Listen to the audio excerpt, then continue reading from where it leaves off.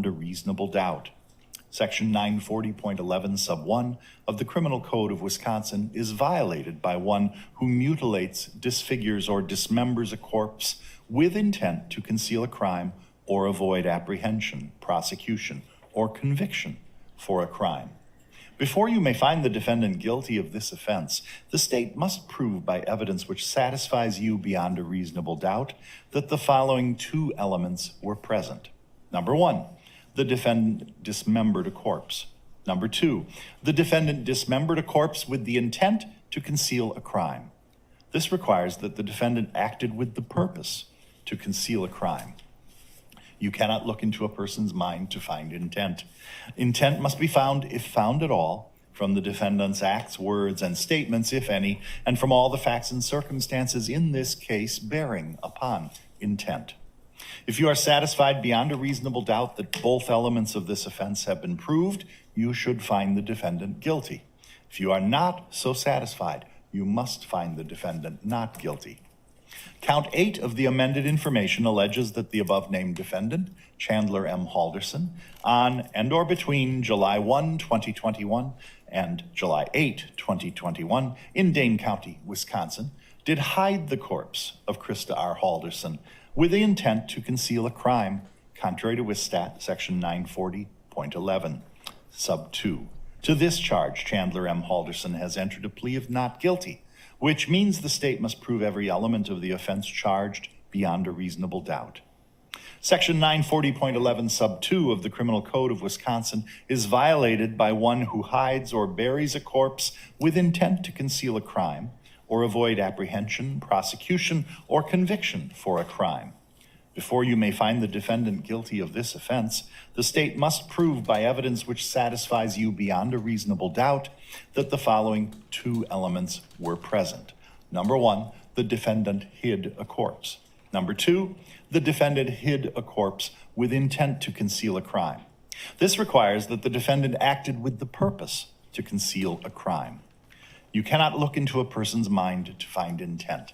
Intent must be found, if found at all, from a defendant's acts, words, and statements, if any, and from all the facts and circumstances in this case bearing upon intent. If you are satisfied beyond a reasonable doubt that both elements of this offense have been proved, you should find the defendant guilty. If you are not so satisfied, you must find the defendant not guilty. In reaching your verdicts, examine the evidence with care and caution. Act with judgment, reason, and prudence. Defendants are not required to prove their innocence. The law presumes every person charged with the commission of an offense to be innocent. This presumption requires a finding of not guilty unless, in your deliberations, you find it is overcome by evidence which satisfies you beyond a reasonable doubt that the defendant is guilty. The burden of establishing every fact necessary to constitute guilt is upon the state. Before you can return a verdict of guilty, the evidence must satisfy you beyond a reasonable doubt that the defendant is guilty. If you can reconcile the evidence upon any reasonable hypothesis consistent with the defendant's innocence, you should do so and return a verdict of not guilty. The term reasonable doubt means a doubt based upon reason and common sense. It is a doubt for which a reason can be given, arising from a fair and rational consideration of the evidence or lack of evidence. It means such a doubt as would cause a person of ordinary prudence to pause or hesitate when called upon to act in the most important affairs of life. A reasonable doubt is not a doubt which is based upon mere guesswork or speculation. A doubt which arises merely from sympathy or from fear to return a verdict of guilt is not a reasonable doubt. A reasonable doubt is not a doubt such as may be used to escape the responsibility of a decision. While it is your duty to give the defendant the benefit of every reasonable doubt, you are not to search for doubt. You are to decide whether the state has overcome the presumption of the defendant's innocence and proven the defendant guilty beyond a reasonable doubt. An amended information is nothing more than a written formal accusation against a defendant charging the commission of one or more criminal acts You are not to consider it as evidence against the defendant in any way. It does not raise any inference of guilt. Disregard entirely any question that the court did not allow to be answered. Do not guess at what the witness's answer might have been. If the question itself suggested that certain information might be true, ignore the suggestion and do not consider it as evidence. Attorneys for each side have the right and the duty to object to what they consider are improper questions asked of witnesses and to the admission of other evidence which they believe is not properly admissible.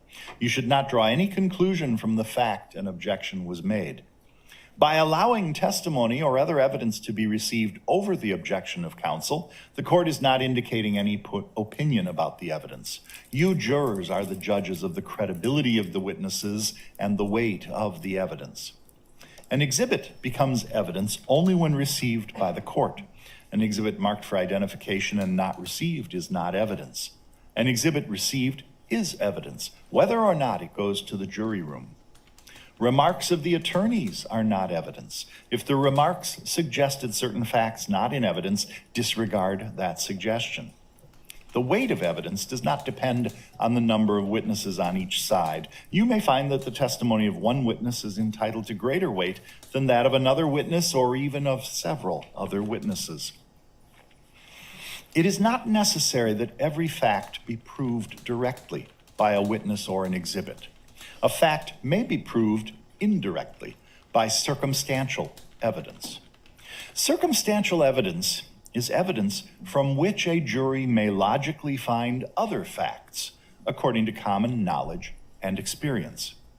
Circumstantial evidence is not necessarily better or worse than direct evidence. Either type of evidence can prove a fact. Whether evidence is direct or circumstantial, it must satisfy you beyond a reasonable doubt that the defendant committed the offense before you may find the defendant guilty. Evidence has been presented relating to the defendant's conduct after the alleged crime was committed. Whether the evidence shows a consciousness of guilt and whether consciousness of guilt shows actual guilt are matters exclusively for you to decide. In weighing the evidence, you may take into account matters of your common knowledge and your observations and experience in the affairs of life. Ordinarily, a witness may testify only about facts. However, a witness with expertise in a particular field may give an opinion in that field. In determining the weight to give to this opinion, you should consider the qualifications and credibility of the witness, the facts upon which the opinion is based, and the reasons given for the opinion. Opinion evidence was received to help you reach a conclusion. However, you are not bound by any witness expert's opinion. It is the duty of the jury to scrutinize and to weigh the testimony of witnesses and to determine the effect of the evidence as a whole. You are the sole judges of the credibility, that is, the believability of the witnesses and of the weight to be given to their testimony. In determining the credibility of each witness and the weight you give the testimony of each witness, consider these factors: whether the witness has an interest or lack of interest in the result of the trial, the witness's conduct, appearance, and demeanor on the witness stand, the clearness or lack of clearness of the witness's recollections, the opportunity the witness had for observing and for knowing the matters the witness testified about, the reasonableness of the witness's testimony, the apparent intelligence of the witness, bias or prejudice, if any has been shown, possible motives for falsifying testimony, and all other facts and circumstances during the trial which tend either to support or to discredit the testimony. Then give to the testimony of each witness the weight you believe it should receive. There is no magic way for you to evaluate the testimony. Instead, you should use your common sense and experience. In everyday life, you determine for yourselves the reliability of things people say to you. You should do the same thing here. A defendant in a criminal case has the absolute constitutional right not to testify. The defendant's decision not to testify must not be considered by you in any way and must not influence your verdicts in any manner. Consider carefully the closing arguments of the attorneys, but their arguments and conclusions and opinions are not evidence. Draw your own conclusions from the evidence and decide upon your verdicts according to the evidence under these instructions given to you by the court. This time I will invite the state to present its closing argument. Thanks for joining, everyone. I know it's an early stream and it's kind of out of left field, but I wanted to HDMI left hop on here. Your Honor. Okay. The defense had no witnesses, by the way, if you're just tuning in. But yeah, thanks for being here. I don't know how long I'll be streaming, but let's listen. I always start my closing arguments in the same way. And it's simply this. If any of the attorneys, either throughout the trial or during closings today, from either side, myself, Mr. Brown, or the defense, misstate a fact or evidence, you should go with your collective memories. You guys are the jury. We've sat with this case for months, had meetings about it, talked about it, read things about it, and sometimes, not intentionally, but sometimes people, misremember something or think of one thing they read. So please use your collective memories as jurors to determine what you heard and what you saw. Additionally, it should be the written law that the judge just read and that you will get a copy of that should determine how you process and think of the law. For years, I've listened to attorneys where prosecutors have basically belittled the burden of proof and where the defense has built it up to be something that can never be overcome or could only be overcome by video. Neither of those things are true. You should look at the written law and follow the written law. Second thing I want to say is I want to apologize for all the graphic photos that you folks had to look at the last 3 weeks. I'm sorry I had to show them to you, but we had to. They were part of a crime, and because of the charges and what we have to prove beyond a reasonable doubt, it was necessary for you to look at some of those photos. I will promise, though, today I will not be showing you those anymore. There will be none of those photos in my closing. So every case that comes in is kind of like a puzzle. You have to look at it, because obviously you weren't there.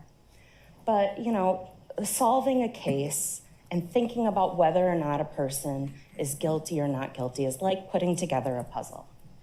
And it's your job as the jury to put that puzzle together. But the question in this case, or why this case is kind of unique, is the person who committed the crime had 8 days to spread the pieces of that puzzle all over the state of Wisconsin, or at least southern Wisconsin. Now, what are the pieces of those puzzle? They're evidence. What is evidence? It's what you saw in this courtroom and what you heard in this courtroom, testimony. People sitting on the witness stand and telling you what they knew. Before we start off going through that evidence, I want to remind you of the background of the events before July 1st of 2021. In June of 2021, Bart and Krista Halderson lived at 4595 Oak Springs Circle with their son, Chandler Halderson. And at that time in June, they thought that their son had an internship with American Family, although there was problems with the payment. He hadn't been working there about 6-7 months, hadn't been paid yet. They thought their son was attending MATC, that he had already earned a solar certificate there, and that he was enrolled in the IT program and was 1 class away from graduating. They also thought that he was going to soon be going to a job in Titusville, Florida at SpaceX. Now, things became a little suspicious to the father, Bart Halderson, who's an accountant. He's wondering, why is a Fortune 500 company not paying my son when he's working there? And for over a year, he was talking to various people at Madison College or MATC about why he hadn't gotten his son's transcripts, why they couldn't get a meeting, why he hadn't received his solar certificate. He had been emailing with these three people, Aaron Hoover, Daniel Spieth, and Alyssa Brandt, and been communicating with them. This all kind of comes to a crescendo or to a head the day before Bart is murdered. And on that day, he has a phone call with Omar Job. He starts off this phone call, you can just tell in his voice, he's angry, because he thinks this college has been giving him and his son the runaround for about a year. They're not doing their job. And so he's kind of aggressive at the beginning of this call. You don't really like him until you know the whole story. And he learns during this call that his son has never earned a solar certificate, that his son is not enrolled in the IT program, that his son owes the college over $1,000, and that Alyssa Brandt, Aaron Hoover, and Daniel Spieth have never worked for Madison College. We see, and that is the background that lead us into the events of July 1st, 2021. On that day is started by Chandler messaging his girlfriend. 7:26 a.m., I hardly slept. 7:27 a.m., I don't know, stuff really hasn't been going well for me lately, so I'm trying to plan for the next thing to fuck me over. We know at 7:27 a.m., his mom leaves for work. She works customer service at Zimbrick. She heads to work. We then know at 7:51 a.m., Chandler messages his girlfriend, yeah, I had a great future planned and it's falling apart. Now, what does he know at this point? His dad does send him a text message the day before saying, I spoke to Omar Job. I honestly don't know if that meant anything to Chandler or not, but things are coming to a crescendo. And what we do know is he texts his girlfriend at 1:04 p.m. I overheard that they may go to the cabin with their friends, and I don't know. But I don't know. We also know that on Bart's work calendar, he has a meeting with Chandler and MATC.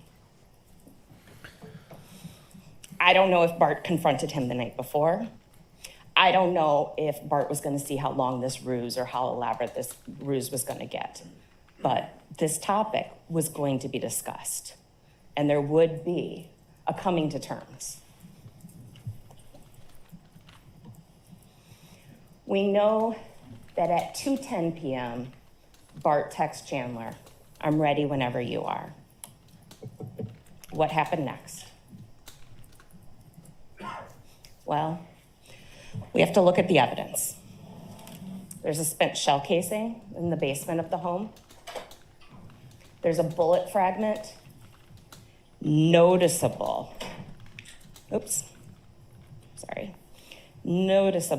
reddish brown staining, also tests positive for Bart's DNA. That's the bullet that went through and through Bart. The spent casing, and that casing tested positive as being shot from the rifle that belonged to Chandler. We know that Chandler got this rifle about 2 weeks prior, and it was found in the barn on Irwin Road. We know that he got it from his friend Smith, and he was given a bunch of ammo. We also see evidence in the basement of a divot from Ricochet, a fresh divot. Also, blood. A quadrillion times more likely to be Bart than any other unknown person. More blood. And we know that Chandler texted his mom this. Dad's phone died. Text or call me. Remember, Dad's phone had a charger right there on the desk. You can plug your phone in and within 10 seconds send a text message. I think here there's a half-truth. Dad's dead. Dad died. Oh, and get me soda on your way home. I have an extra hour of work. We know Chandler didn't have a job. He's stalling. Get his mom to take more time. Okay, I can, she says, smiley face. We know that she returns to the house at 5:12 p.m. We also know that her blood is found in the basement as well. And at 5:11 p.m., Chandler starts writing the following note. Weekend chores, H2O2 and lemon. So that's hydrogen peroxide, which cleans up blood, and lemon, which is a deodorizer. Door handles, move your shit upstairs, get a job. Interesting, if he would have just gotten a job, he wouldn't have had to do the prior 3. And clean the floor. That came back in a search warrant for his Google account. We also know at 7:49 p.m., he's in the shower FaceTiming his girlfriend. So he cleans up. He then departs at 8:16 that night for Quit Trip. We see him there at the Quit Trip. There's the Volvo, there he is. He buys 20 pounds of ice. He arrives back home at 8:29 p.m. Then we know that somewhere between 8:30 and 9:30, the neighbor, Steve Greiber, smells a weird burning, a pungent burning that he describes like a pig roast. And you heard testimony from Fire Inspector Bill Boswell that unfortunately in his line of work, he's come across many burned bodies, human bodies, and that they do in fact smell like a pig roast. Ooh. Moving on to Friday, July 2nd. We know throughout that night, and I'm not re-showing this video, but there's hours of this video. We know that we see burning in the fireplace and the garage light go on and off. All throughout the night. There it is, almost 3 a.m. Until at one point it kind of crescendos and dies down. We also know, looking at the living room of the Halderson home, that right there by the fireplace is a measuring tape. Folks, he measured the parts of the body to see if they were small enough to fit into the fireplace. And a fan, add oxygen to that fire, make it burn a little bit hotter. We know that it burned hot enough that it damaged the fireplace. The door shattered, and the paint is visibly peeling and bubbling. We also know that there's blood evidence. Evidence of cleanup from the luminol photos, as well as droplets of blood. We know that those stains test positive for blood, and that they test positive for Bart and Krista's DNA. There is also some DNA from Chandler. He did cut his foot. We're not disputing that. But he cut his foot in the process of dismembering and blowing and burning his parents, not from playing ball with the dogs. More blood. That's also Dad. And of course, on top of this fireplace that then is made to look all pristine with papers that date to June 23rd, not in the winter from when you would have last actually had a real fire, but from June 23rd, there's a piece of skull. And so Dr. Christina Figueroa Soto gets involved in this case. And she finds bones. She finds lots of bones. They go into this ash trap. I had never even heard of an ash trap before. Clearly, neither had Mr. Halderson. But they find a total of 230 bone fragments. She's able to say 106 of them were substantial enough that she's able to say what they were, that they were human and what parts of the body they're from.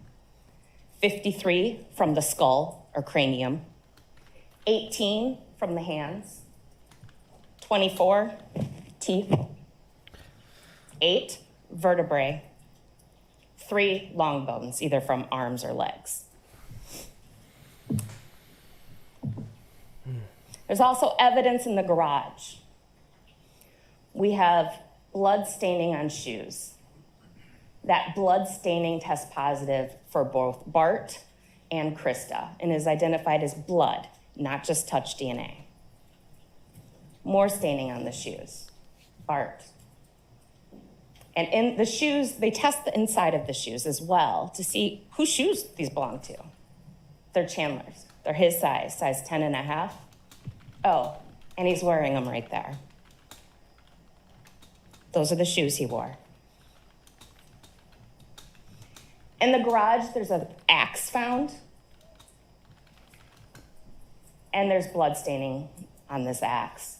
It's positive for human blood on the hilt. It's positive for human blood on the head. On the head of the axe is both Bart and Krista's DNA. On the hilt is both Bart and Krista's DNA. And look at those numbers. A quadrillion times more likely to be those two than an unknown person. That's 1,000 times the world's population. And on the handle, Bart and Krista's DNA as well. We know at 7:02 a.m. that morning, that's a Friday morning of a holiday weekend, okay? July 3rd, Friday morning, a 23-year-old at 7:02 a.m. gets up, drives to Fleet Farm. Again, wearing those shoes. He buys a tarp.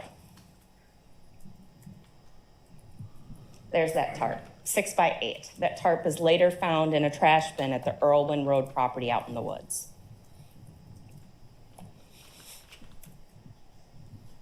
He returns home at 7:31. And we see the following, throughout the day, we see the following text messages between him and his girlfriend. We're set for this. We just need ice. And now hydrogen peroxide, because I stepped on glass. Later, there's more talk, whether she will come or not. But if your mom has an extra bottle, that'd be great. And a Swiffer wet jet. Okay, I do and there's more talk about whether or not Kat will be there and what time. And Chandler responds, okay, I do kind of need the Swiffer and the peroxide and stuff. Oh, and remember ice. Didn't he just buy 20 pounds of ice less than 12 hours earlier? But he needs more ice. What does he need that ice for? Well, the fireplace broke. We know there's a freezer. He bought lots of ice, and that freezer tested positive for human blood. Parts of his mom and his dad were put in that freezer. We know that night on the 2nd, one of Krista's coworkers, Daniel Croninger, came to the house. He had heard that day that Krista no-called and no-showed for work, and that is not the Krista he knew.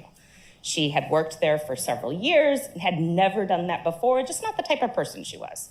I mean, of course, I never met her, but she seems a little type A. Like, she liked things to be in order, liked things to be a certain way, and was responsible.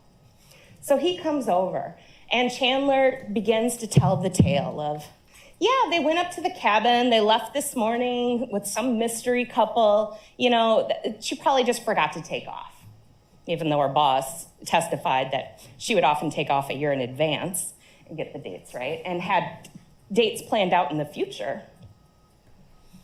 But Daniel seems to be somewhat satisfied with that. Here's the problem. Krista's phone is responding to towers in her house. She didn't go anywhere. She never left that house. There are cameras on every side of that house. We know when Krista went in, and we never see her leave. This is not a whodunit, folks. That house is surrounded by cameras. We know who came and left.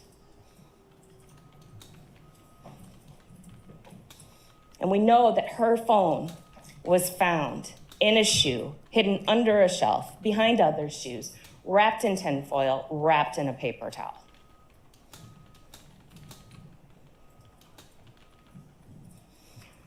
Dan leaves about 10 minutes later after talking with Chandler, and Kat arrives and spends the night.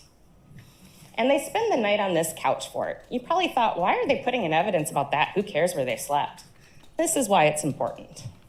A normal bed, a queen size, is about 5 feet wide. 2 people can sleep there really comfortably and, for the most part, not disturb one another unless you're a rather light sleeper. But Chandler has a problem. He has body parts in the basement of his home, in the freezer. What if Kat gets a hankering for some ice cream and goes in there like she had before? He needs to be able to control her that night. He needs to be able to know if she wakes up and where she goes if she does. So he builds this, a thing that has walls where you really can't get in and out of it gracefully. It's his way to know where she's at. I'm not sure if his girlfriend realizes how lucky she actually is. Saturday, July 3rd, 2021. Kat leaves at 6:55 a.m. She has a job. And we know at 7:47 a.m., Chandler is once again up and leaving the house, headed for Roxbury. How do we know that he's headed for Roxbury? His Snapchat shows him there. Kat kind of keeps track of Chandler's location, and they snap each other all the time. She finds him there. His phone also puts him there. And he's quite close to where the remains were found. We also know that is an area he frequented. That's a picture of him about a year before, standing there with a knife. And that white tent in the background, that's where they found Mom's legs. Dr. Rogalska performed the autopsy of the legs. And there's only certain things she can tell us from the limited amount of human body remaining that she was able to do an autopsy of. She can say that Krista Halderson was dismembered post-mortem, so after death. She also, looking at a totality of the circumstances, puts the cause of death as homicidal violence. Ladies and gentlemen, I cannot tell you if Krista was shot, strangled, stabbed, or something else. I can't. What I can tell you is we have 5 bullets missing from a magazine, and we know that Bart Halderson was shot 2 or 3 times. So there are 2 missing bullets, but I don't know if she was shot. What I do know is she entered the house, and it was only Bart and Chandler there. No one else. She died of homicidal violence. Manner of death, homicide. And those are legal documents that the ME has to put these determinations on. We know that Chandler arrives back home at 9:31 a.m. Later that day, he goes to Dulce's house, and he returns at 3:07 p.m. And that night, though, we know he leaves his house at 10:08 p.m. And we know he goes up to Portage along the Wisconsin River. From his house to Portage and back. He's up in the Portage area from at least 10:37 p.m. to 11:03 p.m.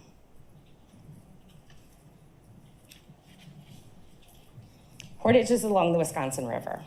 We tried to search that area. Wisconsin River has a very strong current. People drown there every year, and we never find their bodies, and their bodies are whole. They attempted a dive. It was unsafe. We didn't find any evidence there. But I think in the totality of the circumstances, that wasn't a nighttime trip to go swimming. We know he returns at 11:30 p.m. And then we go on to July 4th. July 4th is actually the day that is the most eerie to me, because it's like Chandler Halderson pushed pause on his crime and just lived a normal life for a day. On July 4th, he spends the day with his girlfriend and his girlfriend's family. He goes to the farm, uses the pool, eats dinner, they have some sort of barbecue, and he asks permission to return the next day and use the pool. On that day, he does do one thing concerning his crime. Oh, and then he goes to fireworks that night at Dan Croninger's house.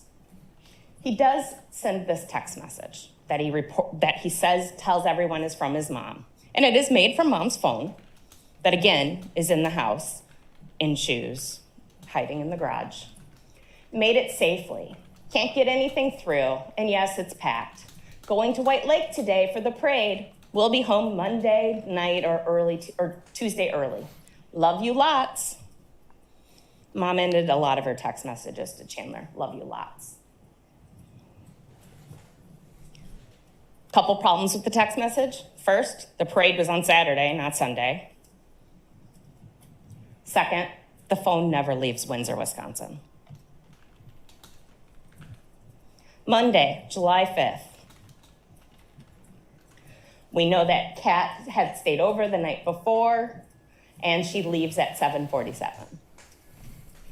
We know that that day is supposedly Chandler's big doctor appointment at 2 p.m. We know that it's at a UW clinic on Park Street because there's conversation between Kat and Chandler about her potentially taking him, trying to get off of work, and she actually Googles the directions. Here's his text messages to her. Made it a bit ago and checked in. This is at 2:09. Just need you to know because I have horrible reception. 2:22. No connection to even load Snapchat. 2:24. And no Wi-Fi. 2:24. What UW clinic doesn't have Wi-Fi? They took an x-ray and CT scan. Nothing bad on the x-ray. CT scan, hun. They haven't determined anything, but with my legs, like they were, and I gotta wait to hear what they determined. Chandler never went to any doctor's appointment. He's at home, sending these text messages to his girlfriend, keeping up his ruse. Nowhere close to Madison, certainly not on Park Street. He does leave the house, though, that day. At 4:30 p.m., he goes to the farm. We know about that. He leaves a voicemail for Cress, and then him and Cress end up having an interaction, and there's this whole conversation about using the pool. We also hear from both Cress and Dulce that they went by the pool, and there was no Chandler. So they take their little lawnmower. What did Dulce say? Granny's on a lawnmower. And they ride to where his car is. And the back is up, the trunk door, the hatch. And no Chandler. It's by the wood line. They see Chandler at some point kind of exit from the wood line. And indeed, his phone does have him there. And Cress is concerned enough. She thinks something's happening. I don't think she thought this, but she thought something was happening. So she asks the deputies to come take a look out in the woods there. So Brent Baverstock comes. He sees turkey vultures. He knows what he's about to find. He probably thinks he's going to find a whole body, but he knows what he's about to find. And there was Bart Halderson's torso. Dr. Breslauer did the autopsy of Bart's torso. She said he had at least 2 gunshot wounds, possibly 3. She couldn't tell because some of the deterioration of the muscle, whether or not it was like 1 wound tract or 2. So at least 2, but maybe 3. That he was shot in the back at least twice.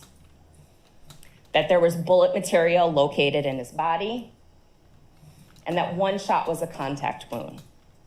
The muzzle of the gun was touching his skin on the back. This wasn't a, oops, the gun went off. This is a, got you. You're dead.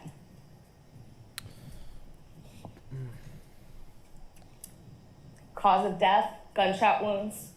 Manner of death, homicide. Can't shoot yourself in the back. So deputies begin to search this property. It's a vast property, maybe about 45 acres. A lot of it's prairie, a lot of it's woods. But they find this oil drum that has this weird cutout. And so they look in there and they find tools. And those tools then are tested by the Wisconsin State Crime Lab. The Allway handsaw has human blood identified as Bart and Krista. The broken saw blade has blood. It's Bart's. The scissors has blood, Bart and Krista's. And again, look at those numbers, 1,000 times the world's population. There's also some pruning shears. Again, tested positive for human blood, Bart and Krista.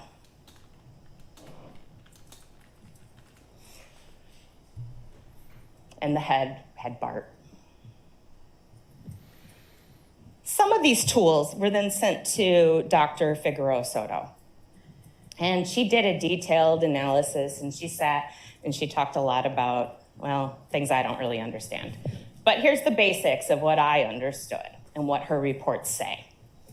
Is that this always saw has a certain number of teeth per inch. This broken handsaw has a certain number of teeth per inch. She can look microscopically at the wounds and tell us what tools are consistent with the markings that she saw. On Bart Halderson, his fourth cervical vertebrae is consistent with the broken handsaw. That's the tool that Chandler used to cut off his dad's head. And of course, that handsaw, or that blade, has DNA parts. Tools used to dismember Bart Halderson: the right humerus, consistent with that all-way super saw, right femur, consistent with the all-way super saw, and left femur, consistent with the all-way super saw. That's that saw. Again, has Bart's DNA and blood. Analyst McMahon from the Wisconsin State Crime Lab also looked at some of these items found on the Earlwyn Road farm. She looked at that saw blade, and she compared it to the saw handle found in the garage of the Halderson home. And she did what she does. She took some measurements, puts things precisely, and found that they were a match, that those items fit. She put together two puzzle pieces. An item from Earlwyn Road matched an item in the garage of the Halderson home.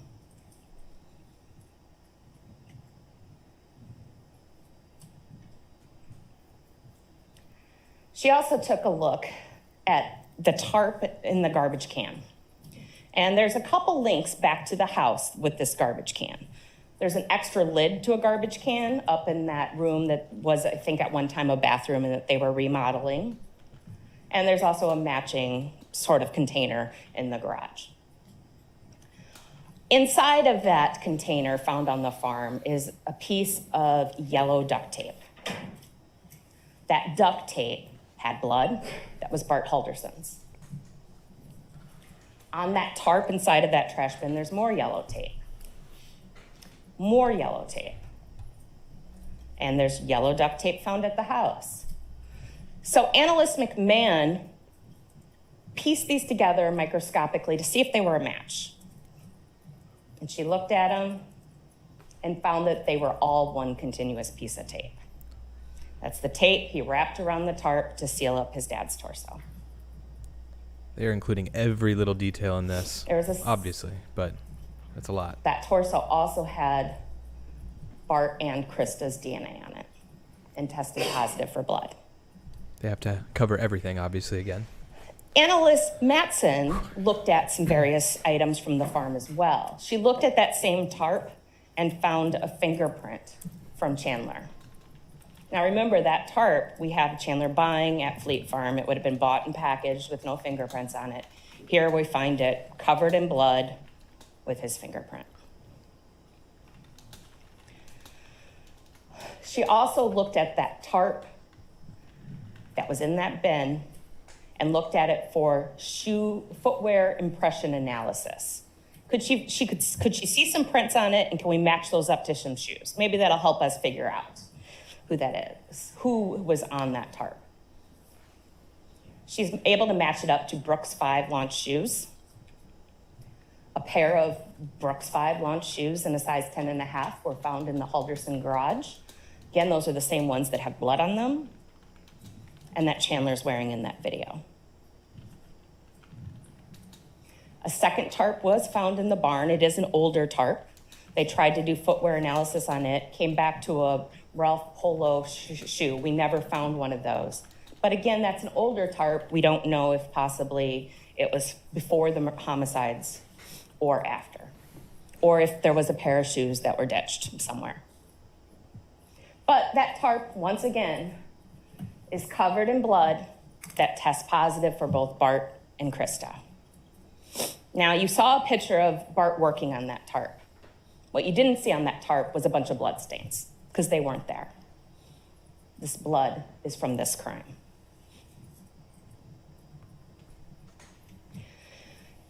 Chandler gets home from the farm at 8:54 in the evening, after going to the farm and later having dinner with Kat. But that night, he's not done. Early in the morning of the 6th, we see the fireplace burning more. Not as great as before, but some burning. We also see that garage light go on and off, on and off. I think it's a total of 7 times, Deputy Wilk. And that's throughout the night. And we know at 4:30 that morning, Chandler leaves and goes into Madison. We know he goes into Madison from his phone records. We don't know what he did there, but we do know it was a trip that started out in the dark. We know he didn't have a job. And we know Madison's surrounded by lakes. Use your common sense. Wednesday, July 7th. We know the Subaru departs at 9:36 and that Chandler goes to the farm. We know he goes to the farm from both his phone records, but also from this text exchange with Kat. Kat texts Chandler asking where he's going, and he replies, farm, but no one here, so leaving. We also know that out in the farm was found a Target bag that had been at Chandler's house. How do we know that?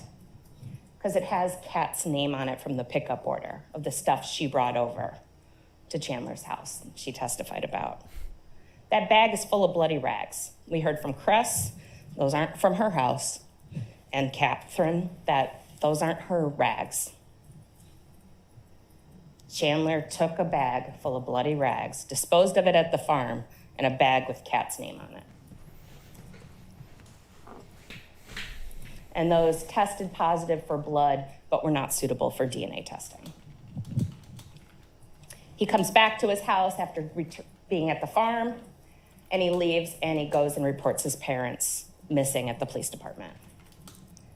So he reports his parents missing. Later that evening, he has a couple visitors.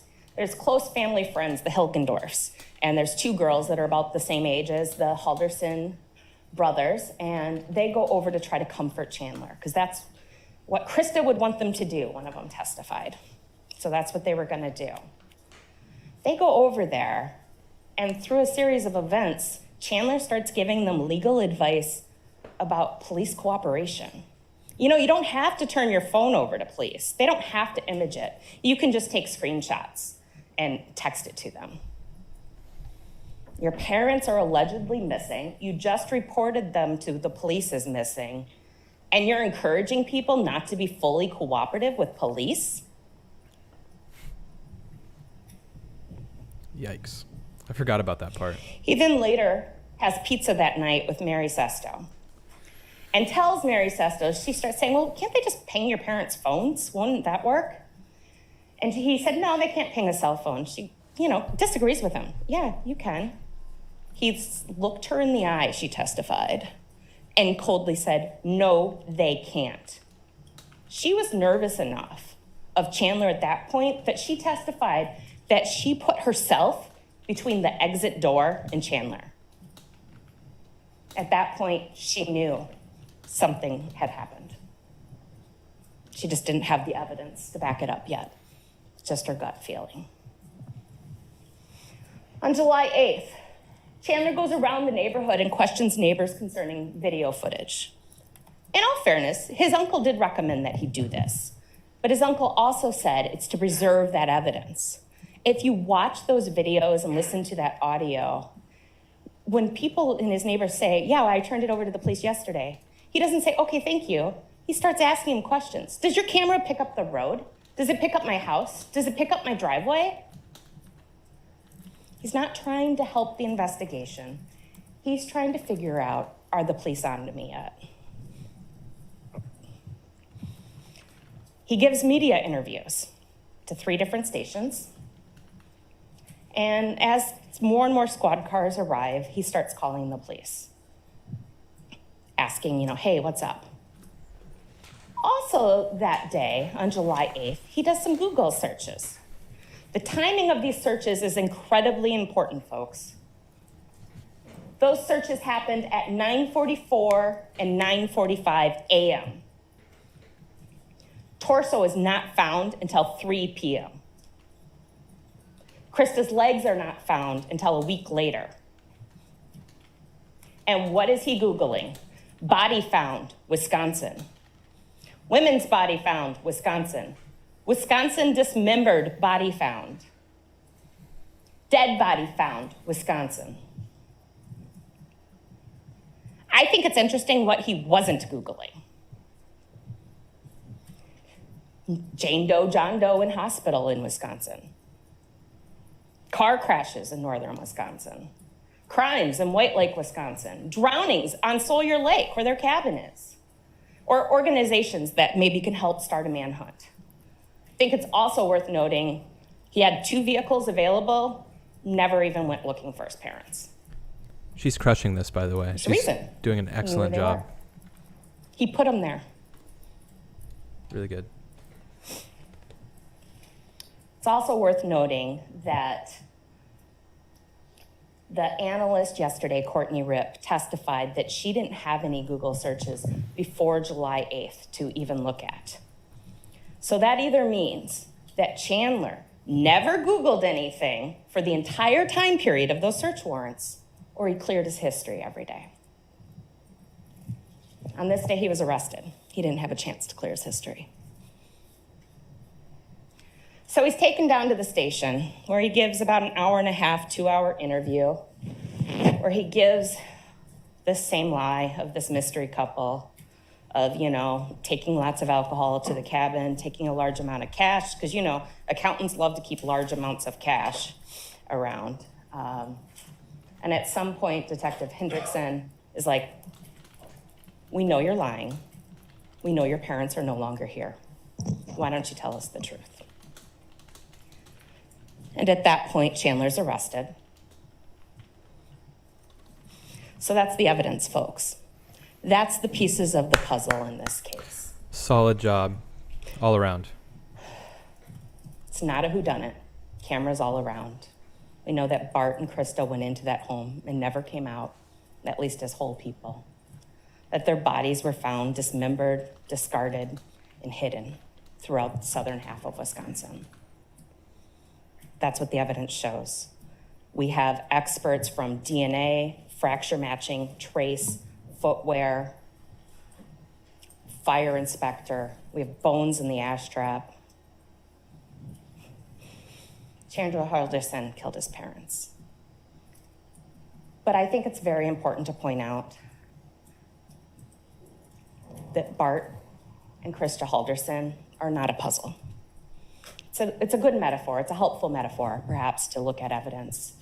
But they are 2 people that were very much alive on June 30th of 2021. They are 2 people that deserve to be treated with dignity and respect. They were somebody's spouse, somebody's parents, somebody's brother, somebody's sister. They were loved by their neighbors. They had close friends. They had jobs. They were normal folks just trying to live a normal life. They don't even get to be buried next to each other. Ladies and gentlemen of the jury, I'm asking that you give justice to Krista and Bart Halderson, and that you treat them with the dignity and respect that their own son has never given them. Thank you. Thank you, Attorney Raymond.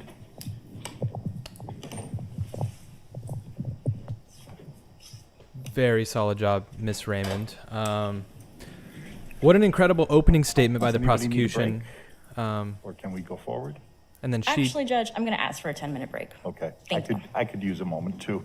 Ladies and gentlemen, we will break, mid-morning break actually, and we'll come back for for the defense closing and further instructions and perhaps rebuttal arguments. So, Randy?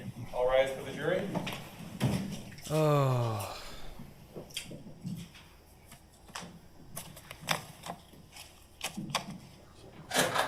Okay, so this is usually where it just kind of lags out.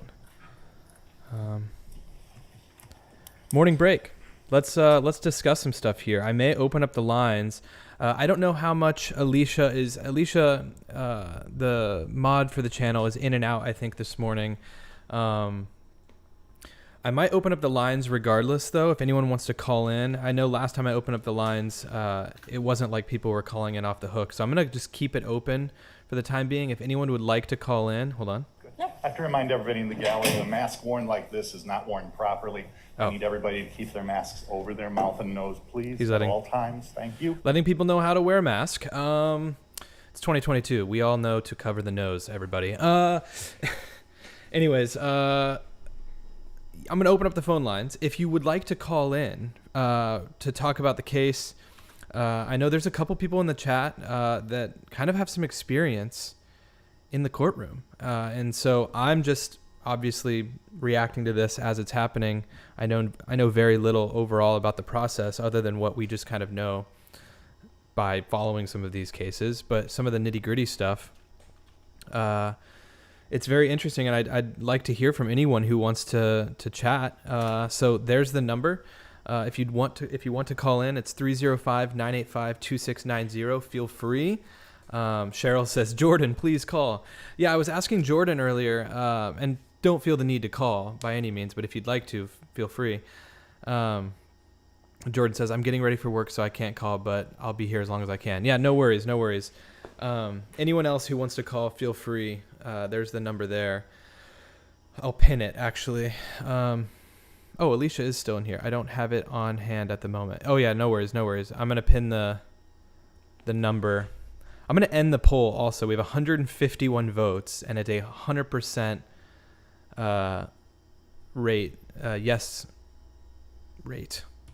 Everyone agrees that that the jury will likely find Chandler Halderson guilty. But yeah, call if you feel like you want to contribute in any way. I'll leave those phone lines open. Let me call a new one.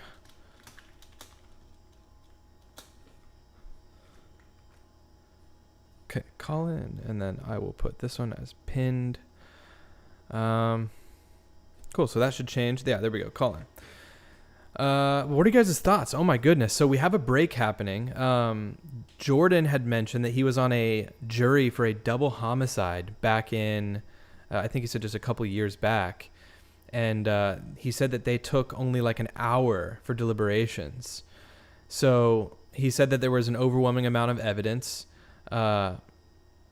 just like this case. And so it makes me wonder, how long do you guys think that this is going to take? I personally think that this is going to be kind of one of those like big moments in history where they're like, this was one of the fastest jury deliberations, in recent years kind of thing.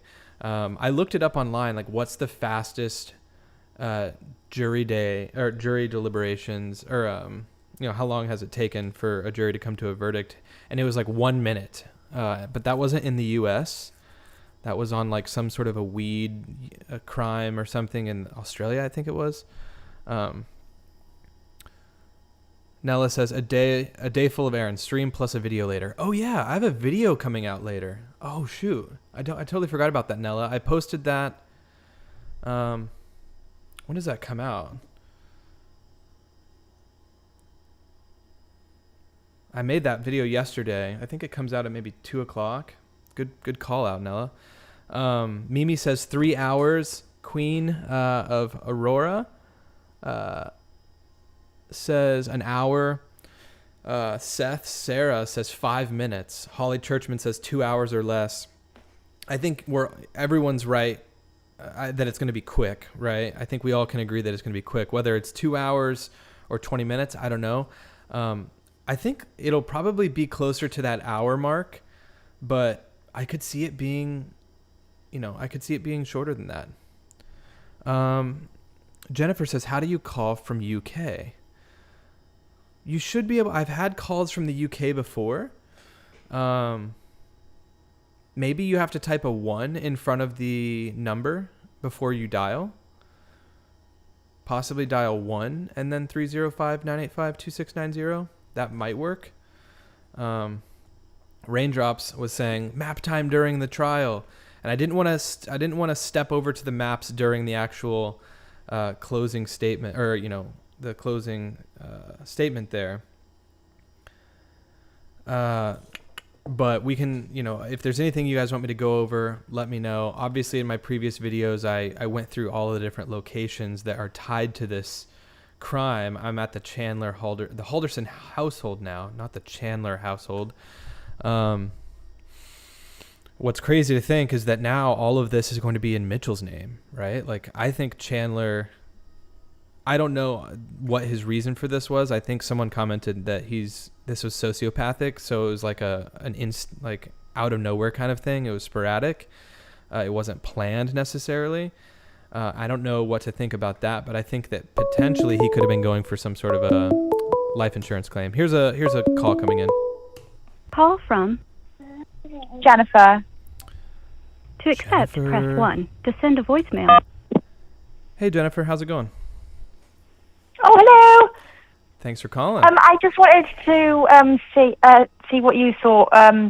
Do you reckon they'll ask his opinion at the end, like if he's got anything to say, or what do you think he would say?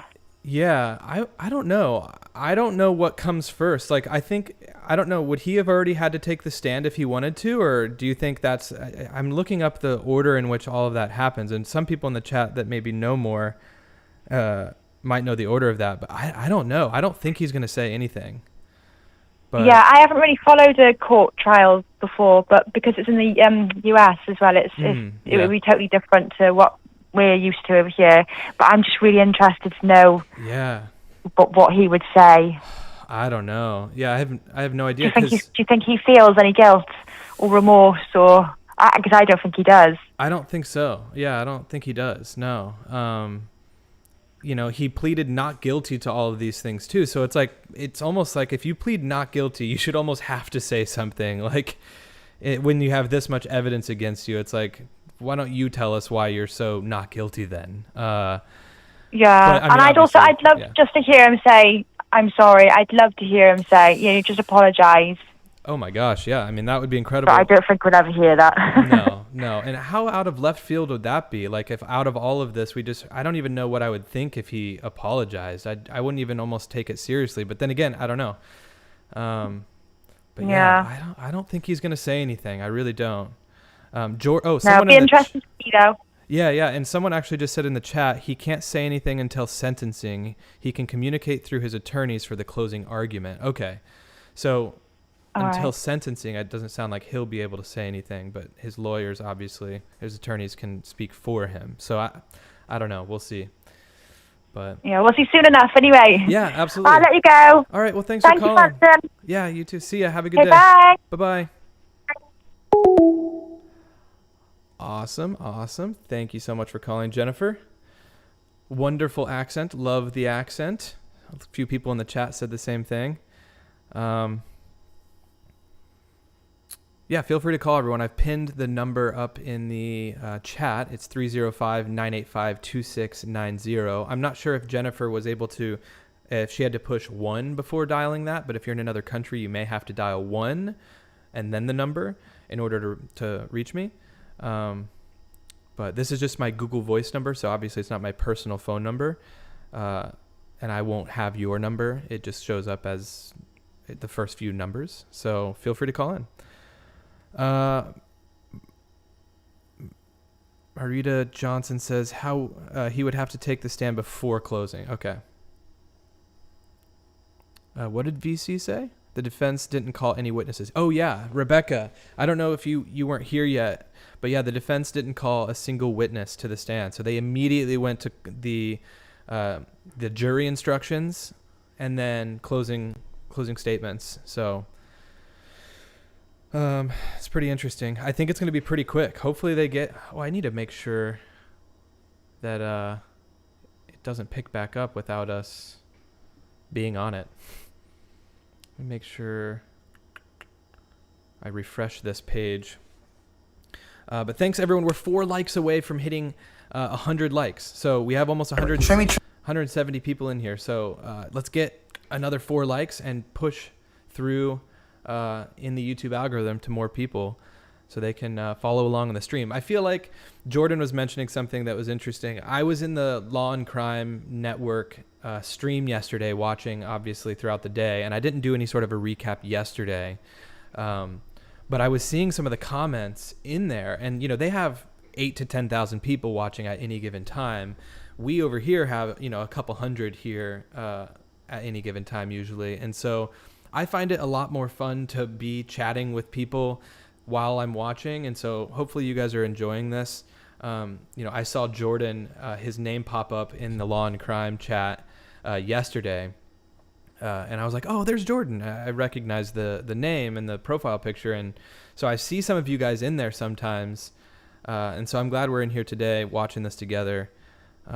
Raindrop says, I'm seeing 104 likes. Oh, nice. We crossed it. Thank you, guys.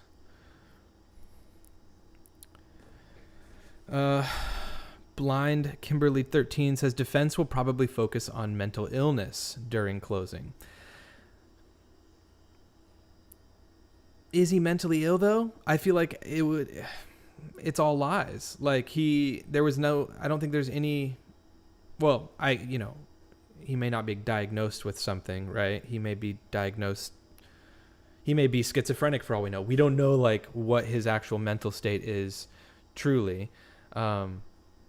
But yeah, I don't know. I just don't think they're going to have enough. I really don't. I don't know what they're going to lean on for sure.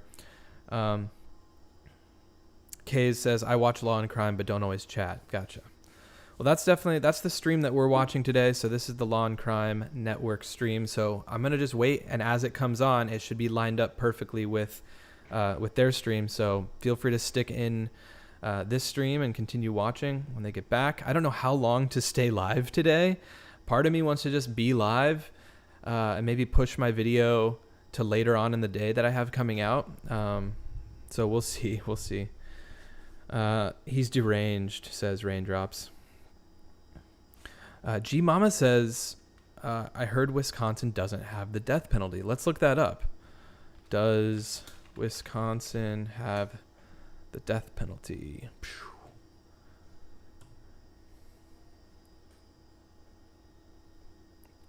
I feel like it should just come up. It was repealed in, what did that say?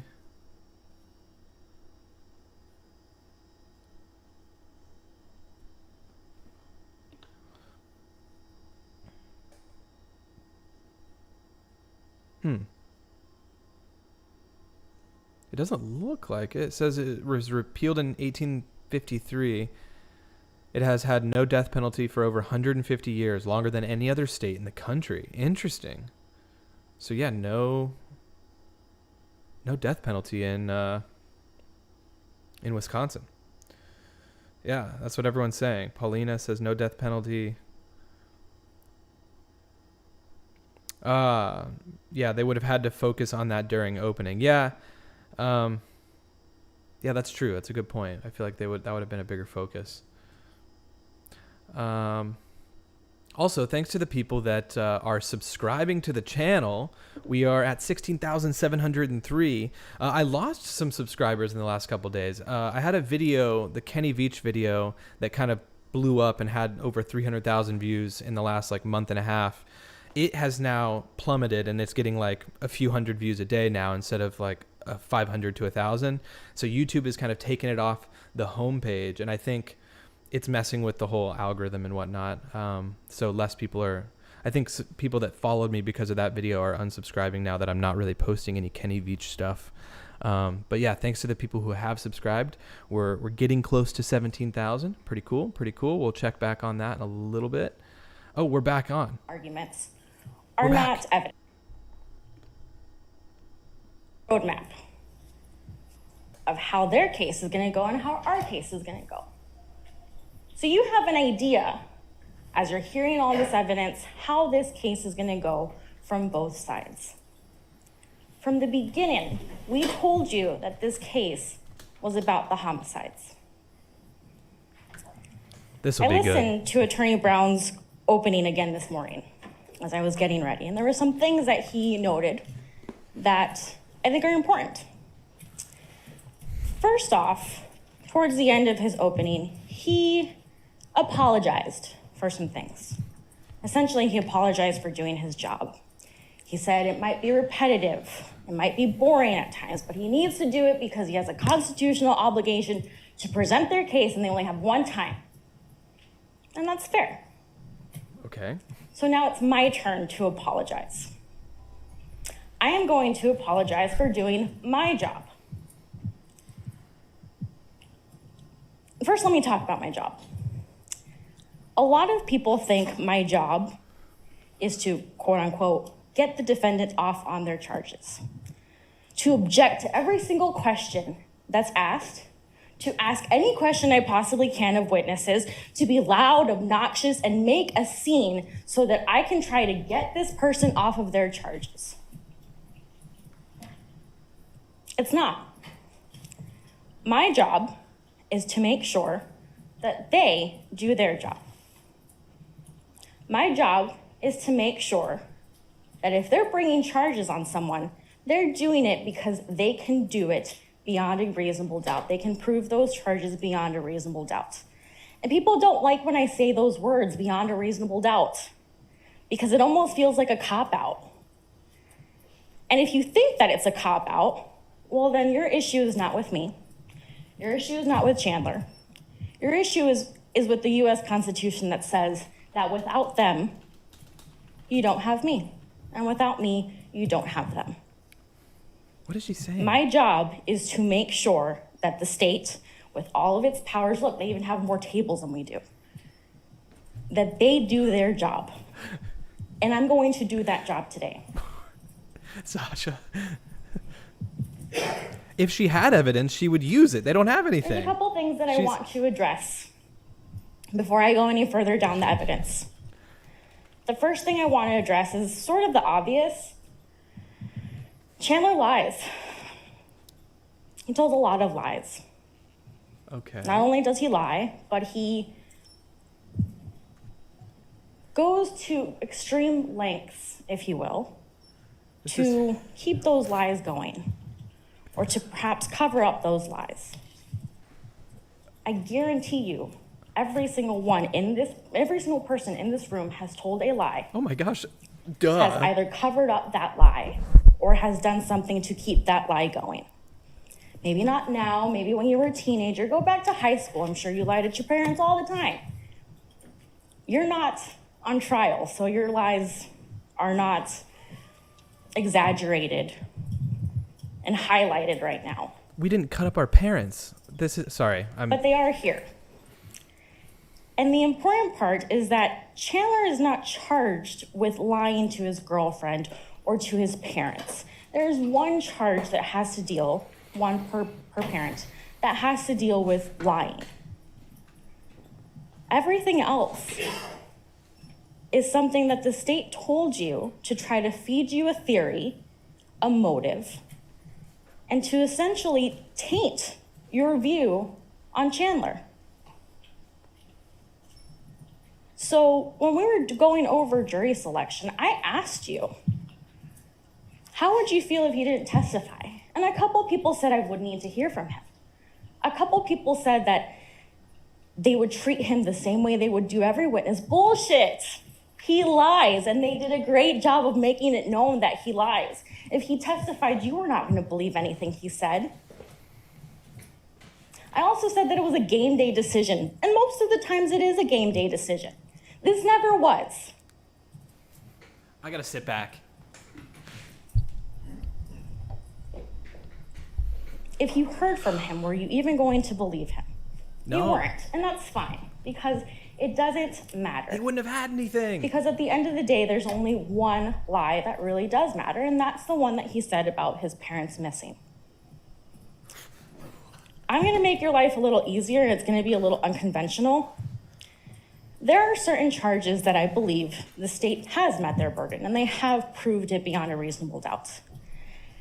And again, from the beginning, first-degree intentional homicide is a serious charge. We've been here for the homicides.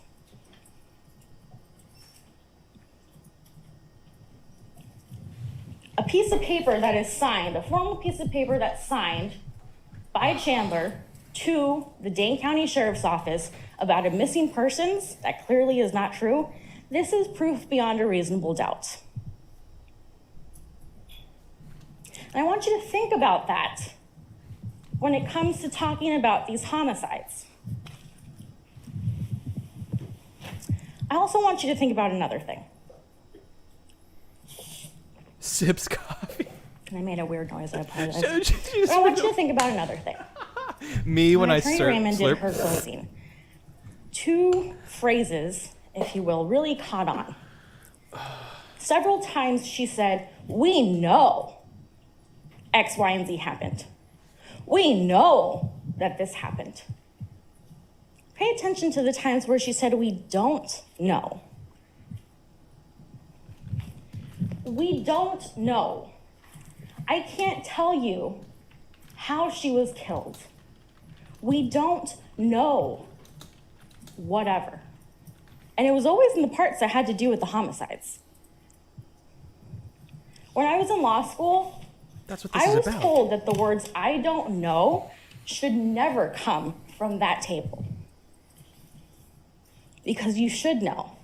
If you're charging people with crimes, you should know. So now I'm going to walk you through the evidence that I think that they skipped over that matters for me in proving that first-degree intentional homicide was not something that they met their burden on. I first want to talk about the cabin. The empty cabin. There is a cabin. There's no disputing that. Bart and Krista went to the cabin at least 2 or 3 times a year, I think is what someone testified to. It's possible that they could have gone to the cabin that weekend. In fact, you don't even know what their weekend plans were. Friends testified. None of them said, oh, they were going to come over to watch fireworks with us. They didn't have weekend plans yet. So no one knew what their plans were They that were weekend. being good parents. The reason they're making a big deal about it is because that is some kind of premeditation to them. That is some kind of intent. Ooh, he was going to do something that day. He knew he was going to do something that day, so he was going to say something about going to the cabin.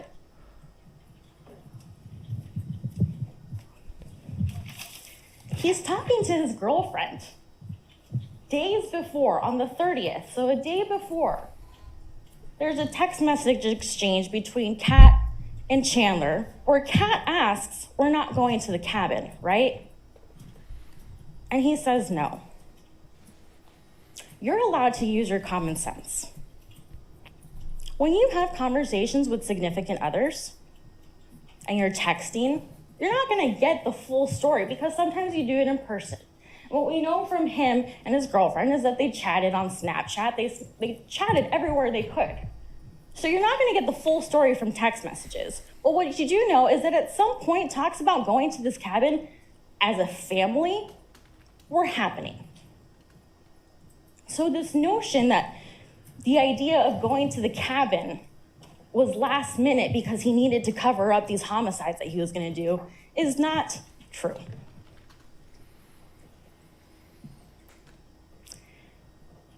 Now, again with the lies. Certain lies mattered. Certain lies did not. What I want to clear up, and Attorney Raymond did a great job when she mentioned that we've seen this case multiple times. We've dealt with this case. We've talked to each other about this case. So sometimes we get things wrong. I'm going to clear up something that they got wrong. The evidence does not show that Bart and Krista knew about this SpaceX job. You heard from Kat's mother, Dulce, that she knew about it. You heard about Cress. Cress knew about it. Kat talked about it. maybe another friend or roommate talked about it, but you never heard anyone testify that Bart and Krista knew about this SpaceX job. You heard from Bart's brother, Brett. I do not believe he mentioned it at all. So that's not a lie on this house of cards that was crashing down that Bart and Krista knew about. You also didn't hear that they knew about the scuba team, dive team, whatever you want to call it, lie with the City of Madison Police Department. You heard it from his girlfriends, ex's girlfriends and Kat. He lives with his parents. Friends. These are bigger lies. He's not going to tell them. But you didn't hear it from people that knew Bart and Krista and said that they mentioned it. And even then, all of these lies, what does it matter? So I want to talk about the two lies that the state really honed in on. And boy, did they do a great job talking about these lies and making it seem like it really was a big deal. Let's talk about MATC. First of all, yesterday, I think we heard from an official person from MATC that said, no record that he attended school during this time. Detective Shunk showed us transcripts. You saw all his grades. He did attend at some point. That was really all you needed. You did not need to have the email conversations. You did not need to have the text conversations. You didn't need any of that, but they provided it to you, even though it's not an element or a charge that they have to prove. During their opening and throughout the case, they made a big deal about this email. It was an email between Bart and Krista. First of all, the email happened October 10th, 2020. The jig was up a long time ago. It didn't all of a sudden crash and burn on the 1st of July, 2021. And Bart knew. He was onto it. He says he sounds just like Chaz on the phone. Use your common sense. These email exchanges are from people with a .gmail.com address. Official school people using a .gmail.com address. Both Bart and Krista are college educated. You want to tell me that they honestly thought that this was legit? Or maybe they knew that their child was lying and they were just going to carry on the lie. Same with AmFam. And I use AmFam colloquially, but American Family Insurance.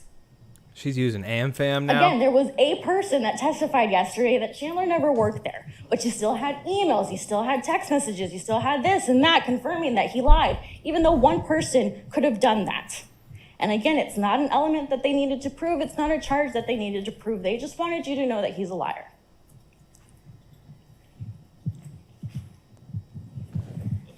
And what does it matter?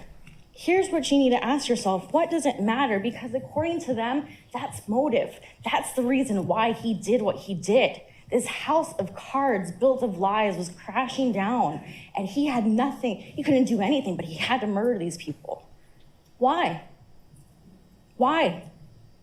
You don't know why. You were never told that they were going to kick him out of the house. You were never told that they were going to disown him. You were never told anything about why it matters. If this is going to be motive, if this is the reason you're intentionally killing someone, it better matter. There better be consequences. Kids lie to their parents all the time.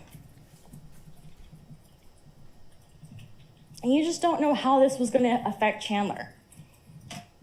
He's complaining to his girlfriend the morning of about everything being fucked up and crashing down. You do that. That's what significant others are for. You honestly think that he's complaining about things crashing down and his mind is going straight to, well, now I'm just going to murder them. There was another motive that was mentioned very briefly, but it was mentioned, so I'll talk about it. When Mitchell testified, the very last question was about a life insurance policy. And I believe he said that the payout may have been about $1 million. And he acted confused. He didn't really know about it. It could very well be that the only reason he knows that number, that value, is because of things that are happening now.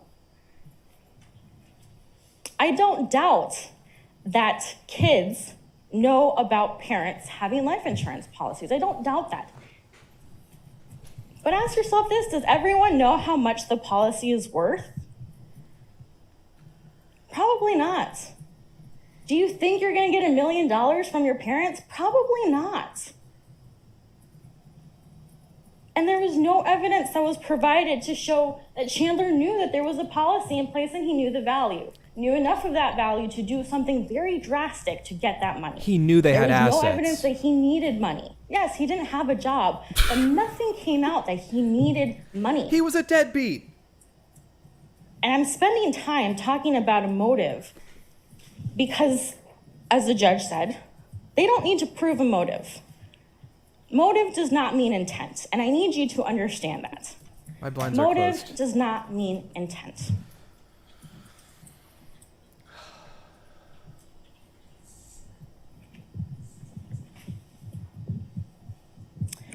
The other important part that I want to focus on is this timeline.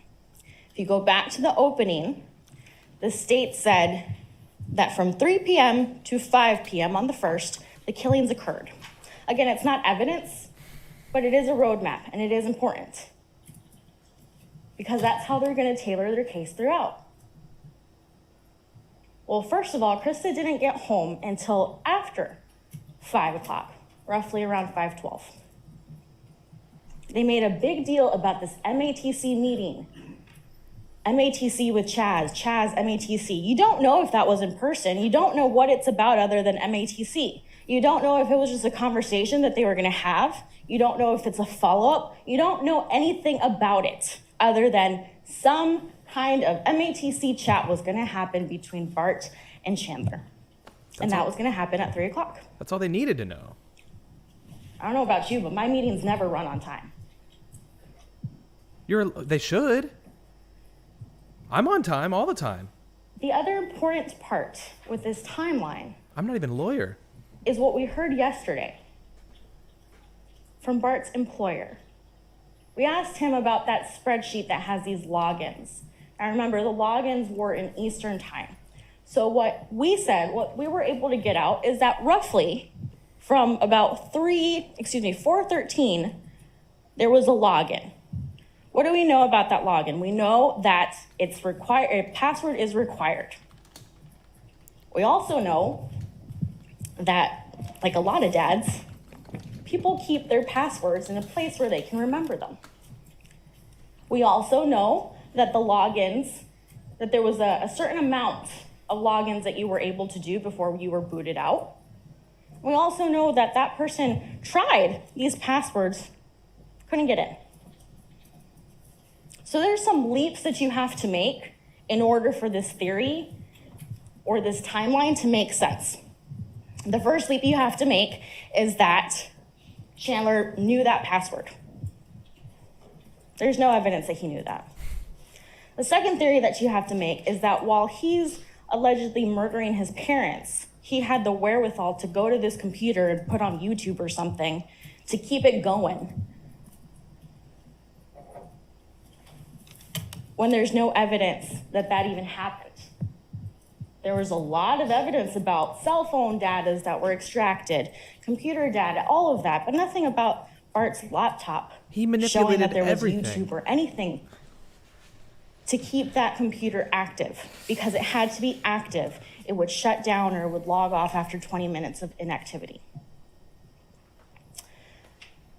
The other piece of evidence with this timeline is that you had that neighbor that during their closing, the state said that the neighbor smelled something around 8 to 9 p.m. No, they testified that it was around 7 o'clock that they started smelling something. What we do know is that roughly around 8, around 8:30-ish, maybe a little earlier, look at your notes, Chandler went to Quick Trip to buy some ice. So again, another leap that you're supposed to make is that while he's allegedly murdering his parents, he decides, I'm gonna start this fire. I'm gonna put some things in that fire, but wait, I have to go to Quick Trip. Use your common sense. That makes sense to absolutely no one. What?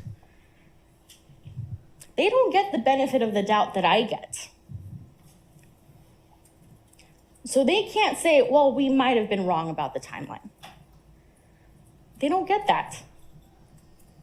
What you have is a medical examiner, two medical examiners that could not say the time of death. So really, truly, do you know what time these alleged homicides happened? You don't.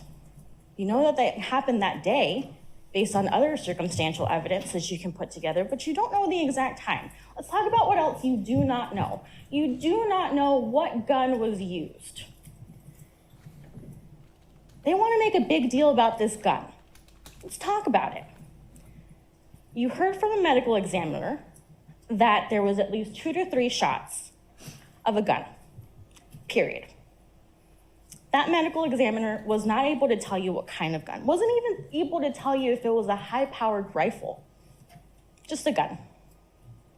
She also wasn't able to tell you which wound occurred first.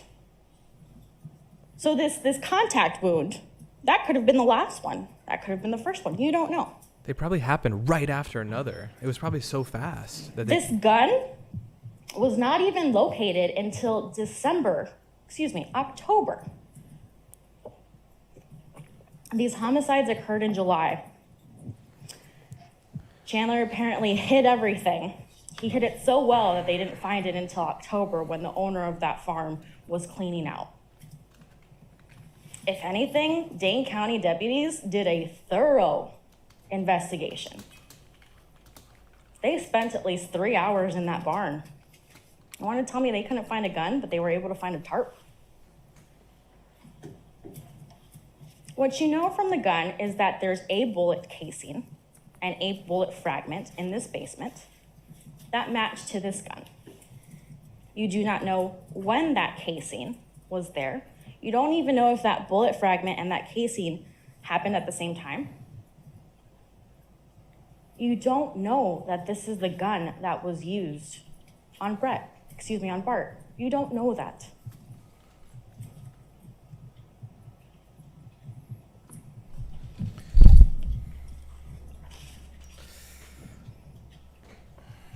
So whenever you don't know about something, you have to ask yourself, have they met their burden? Is this proof beyond a reasonable doubt? Because you do have examples of what proof beyond a reasonable doubt is. Those maps that we saw yesterday, tracking Chandler's every single move, matching up with where the bodies were found and at the time that they were found, that's proof beyond a reasonable doubt. A bloody tarp and some tools, she's like admitting his guilt, beyond kind a of. reasonable doubt. But that doesn't mean that a homicide occurred. It means that something awful happened.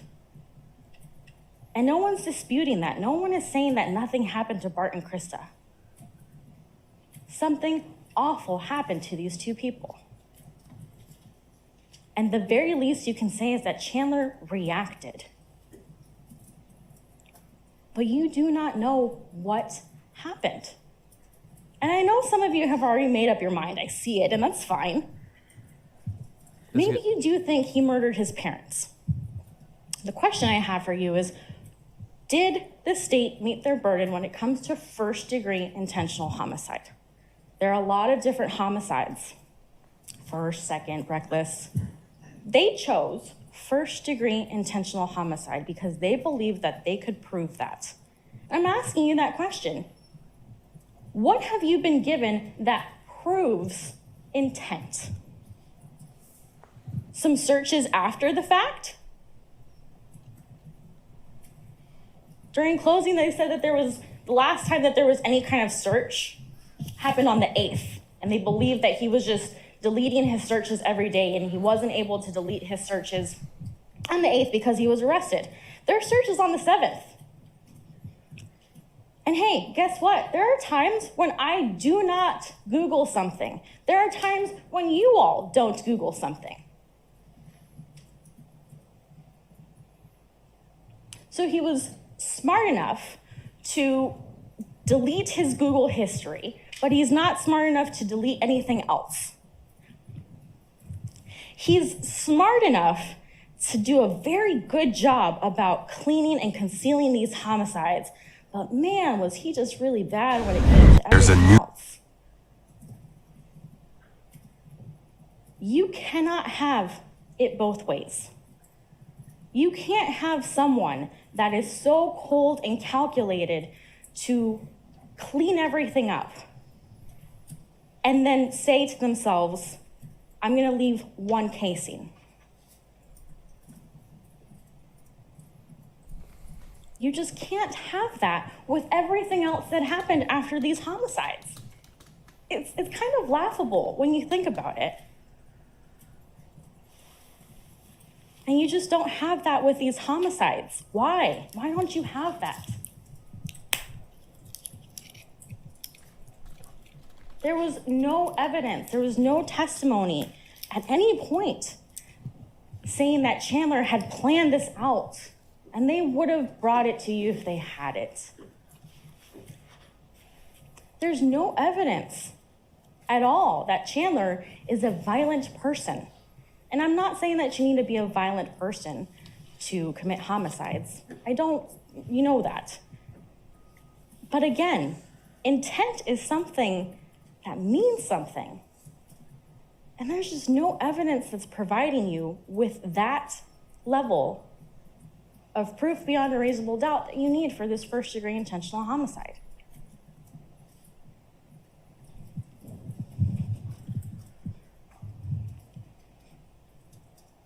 Do you know how Bart was killed? Exactly how he was killed. Do you know how Krista was killed? Do you know if it was an awful accident? Do you know if it was intentional? Do you know if there was someone else involved? You don't. And that's a problem.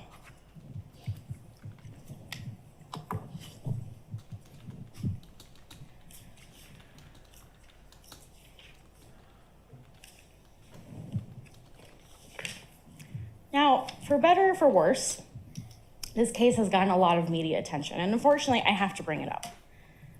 You were asked every day whether or not you saw something on the news, whether you heard something on the news. And you were asked that for a reason. You guys have a really bad job coming up. It's difficult. I do not want your job. You have to go back and look at everything and make sure that everything that you're discussing in that room actually came from evidence that you heard from that stand and not from the Google searches that you may or may not have done. I'm hoping you didn't, but I'm going to be realistic. Or the comment section on YouTube. And you're going to have to hold that person accountable, and you're going to have to hold that person accountable because that's your duty. You have another very serious duty that's going to be hard for each and every one of you to do. You're going to have to take your emotions out of the equation. There was another promise that was said during the state's opening. They promised you that they were not going to try to tug at your heartstrings and show you pictures that they didn't need to show you. When Mitchell testified, do you think he needed a giant blow-up picture of his parents next to him to be reminded what his parents looked like? When Brett testified, do you think it was important for their case to ask him the last conversation he had with his brother? Oh, and it happened to be on his birthday? The birthday being July 1st?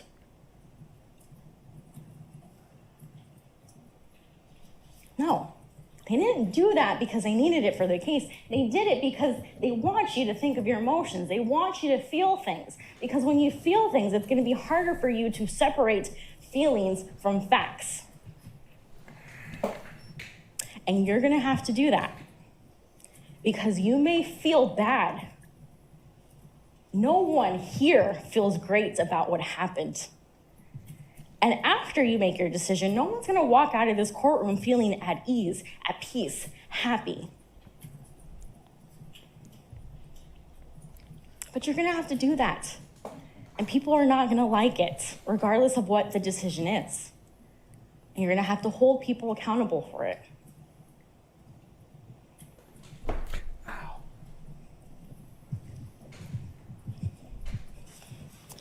Now, I don't get to come back up. When I'm done, the state's gonna come up and they're gonna do their rebuttal. And they're gonna say everything that I said is flawed some way, somehow, or that you shouldn't pay attention to it, and that's fine, that's their job. They have the burden, they have the last say. But when they're talking during their rebuttal, I want you to think of this. What if I told you that at any minute, someone's gonna walk into that door, someone from the Dane County Deputy's Department is gonna walk in and say, I found it, I found the video we were looking for. I know exactly what happened in that house on the 1st. It doesn't exist. But what if it did?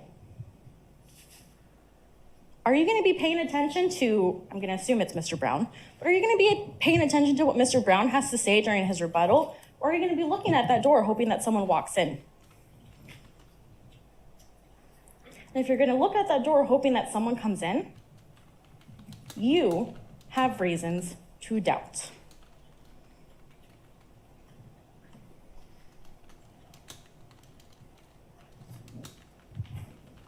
There are plenty of reasons to doubt that a first-degree intentional homicide occurred.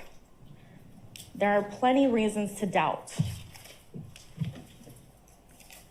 You may not like that. It may feel like a cop-out. It may feel like I'm just I thought she was doing done. something for the sake of coming up here and talking to you. I'm not. I'm doing my job. I'm making sure that they do their job. And I'm asking you to do your very difficult job To speculate. of evaluating everything. And from day one, the issue has been the homicides. I want you to spend time on the homicides. Ask yourself the questions that you need to ask. I guarantee you that the 12 of you that are going to go back and deliberate are all going to have 12 different theories on what happened, and that's a problem. She guarantees that? 12 different theories? I'm asking you to find him not guilty of first-degree intentional homicide. Thank you. No, thank you for being done finally. S the best. Thank you for being a level 1 supporter. We're going to quickly say thanks to everyone for being here. Definitely hit that like button. Let's get to 200 likes. We're As going counsel to hear indicated, the state carrying the burden state. of proof has the opportunity for a rebuttal. In other words, the last They will. word. And I believe Attorney Brown will provide that to you at this time. Thank you guys so much. All right, this is going to be a mic drop moment.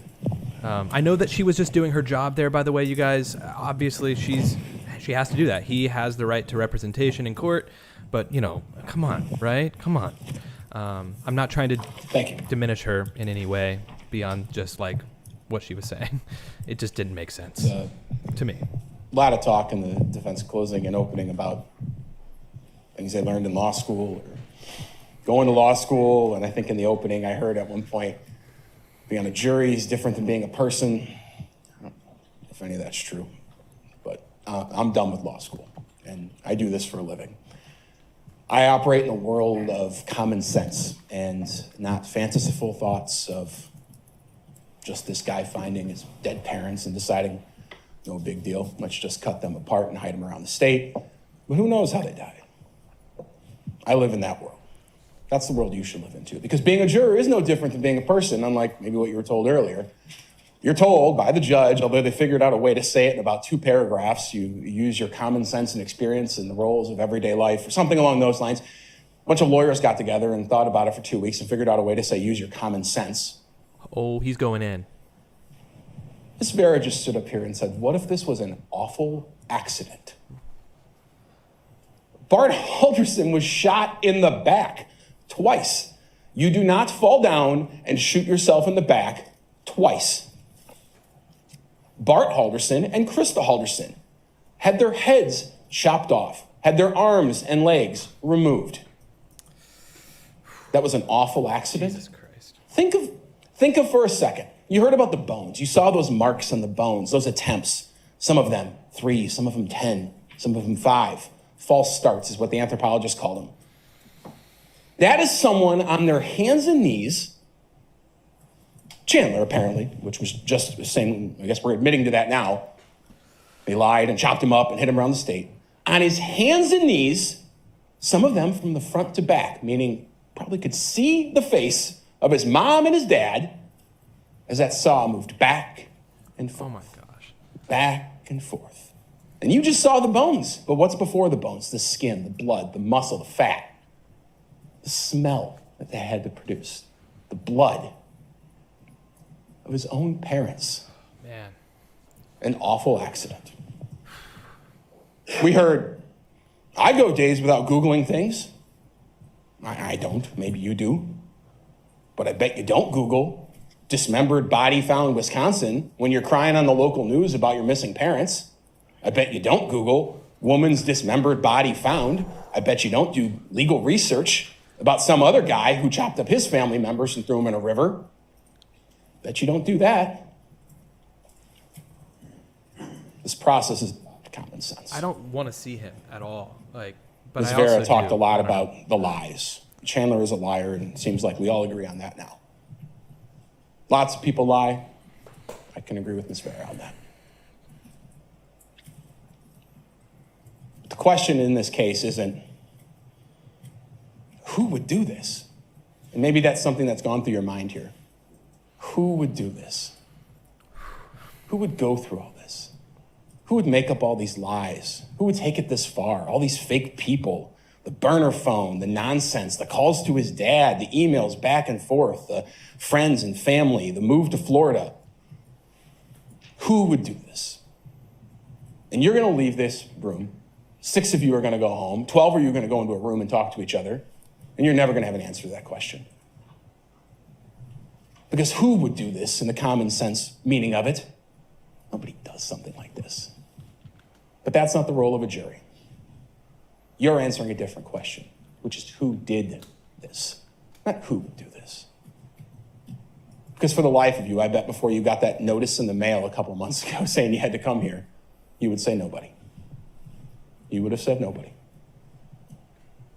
Nobody would shoot their dad in the back twice, kill their mom, lay him on the ground in front of their family fireplace, take scissors, Chandler Cam. pruning shears, take a hacksaw, take a keyhole saw, and saw off their heads, arms, legs, burn them in the fireplace. Over 100 fragments of human bone found in that fireplace. You'd say no one would do this. But you got your jury summons, and you ended up here, and you found out that someone did do it. Chandler Halderson did it. So those lies are important. Because you at some level have to grasp how this man got to that point.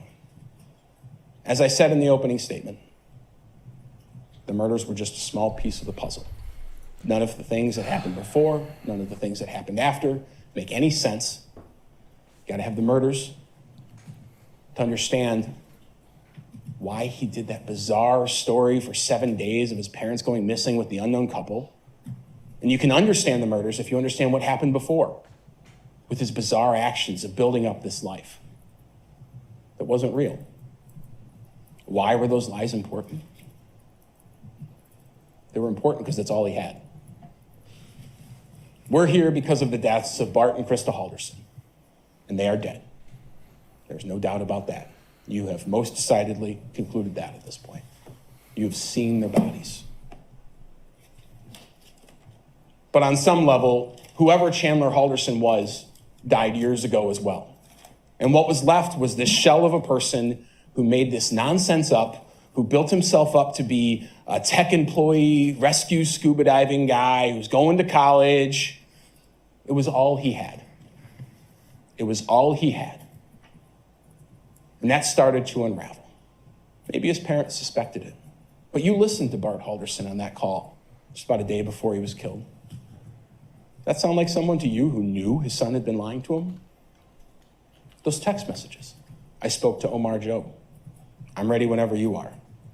He didn't know what was going on until that moment. So when Bart Halderson finds out that this is a lie, to Chandler, whoever Chandler Halderson is, the whole world crumbles.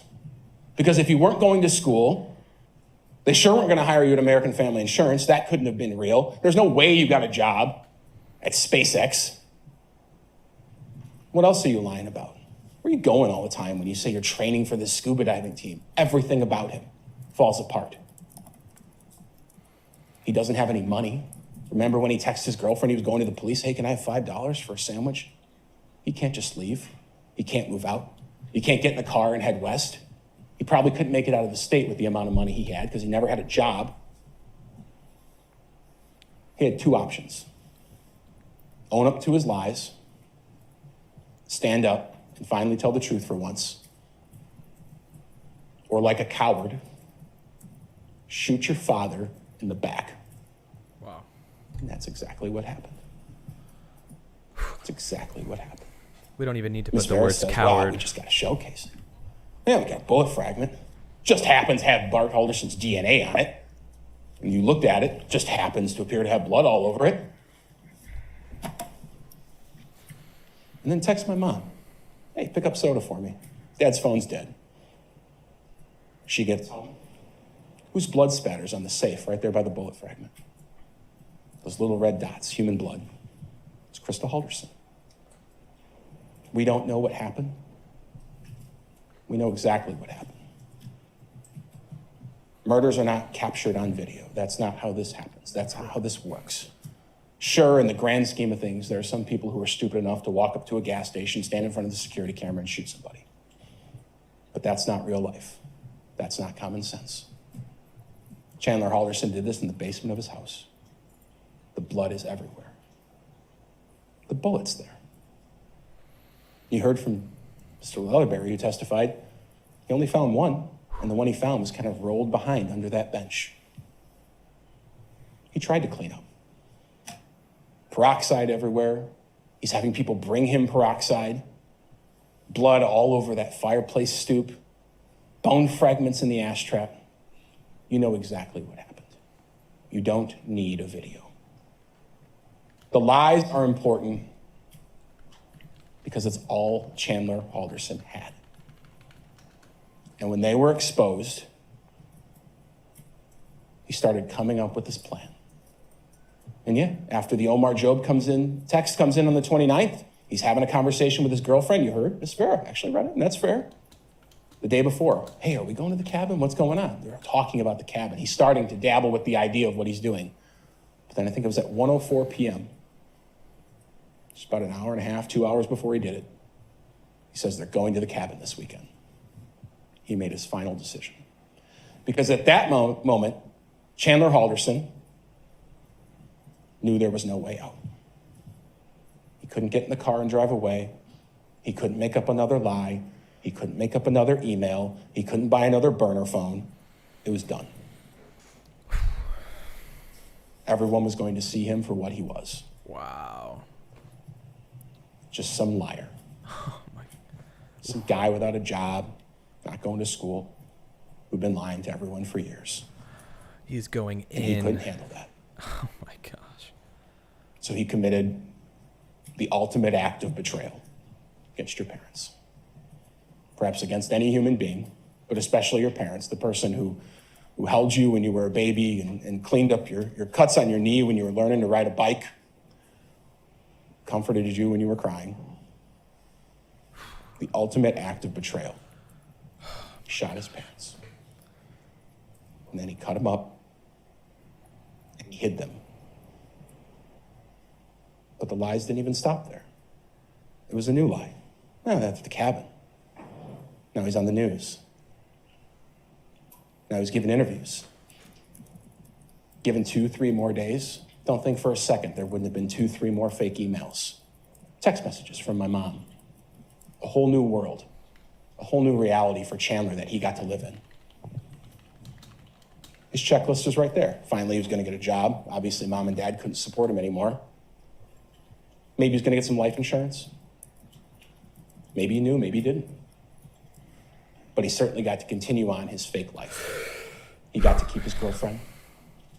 People continued to respect him. His friends probably continued to think that he was successful, important. The lies were rinsed and repeated, rinsed and repeated. Now, I promise I'm about done, and I'm the last person who talks. The judge is going to talk a little bit more. What he's going to say next is hard to hear, in that he has to read off the verdict forms you're going to take back to the jury room with you. Verdict forms are the physical documents for each charge. There's a bunch of charges here. For each one, there's one that says guilty and not guilty, guilty and not guilty, guilty and not guilty. And he actually read them all, and it doesn't make a lot of sense, but he has to do it. But what Ms. Vera is asking you to do is to lie. It is the last lie of Chandler Halderson. Whoa. His lawyers stood up here and told you to lie for him. Yeah, they told Not to do what you swore to do, which is to render a just and true verdict based on the evidence. To reconcile the evidence, if you can find any reasonable hypothesis consistent with the defendant's innocence, a reasonable hypothesis. That reasonable hypothesis that was just offered to you is that it was an accident. That's how they died. And then Chandler made what his attorney believes to be the reasonable decision to chop apart those bodies and hide them around the state. What you're being asked to do is to lie one last time. It is the experience that everyone in Chandler Halderson's life has had to deal with, and now it's yours. Wow. His girlfriend dealt with it. Sure, Bart and Krista dealt with it. Finding out maybe on the last day of their lives. Mitchell is dealing with it. Brett is dealing with it. Their family friends. The Hilgendorfs. Their kids, Haley and Hannah. They've had to deal with it. Mary Sesto had to deal with it. Kevin Linsmeyer, the neighbor, had to deal with it. Then to the police. Deputy Seeley, Deputy Nelson, Deputy Shunk, Deputy Sims, Deputy Hendrickson, Deputy Collins LaFleur. Everyone who has interacted with this man for years has had no other experience other than being lied to. And now it's you that's going to be lied to by his attorneys. Asking Okay, you. I'm going to object now. Ooh.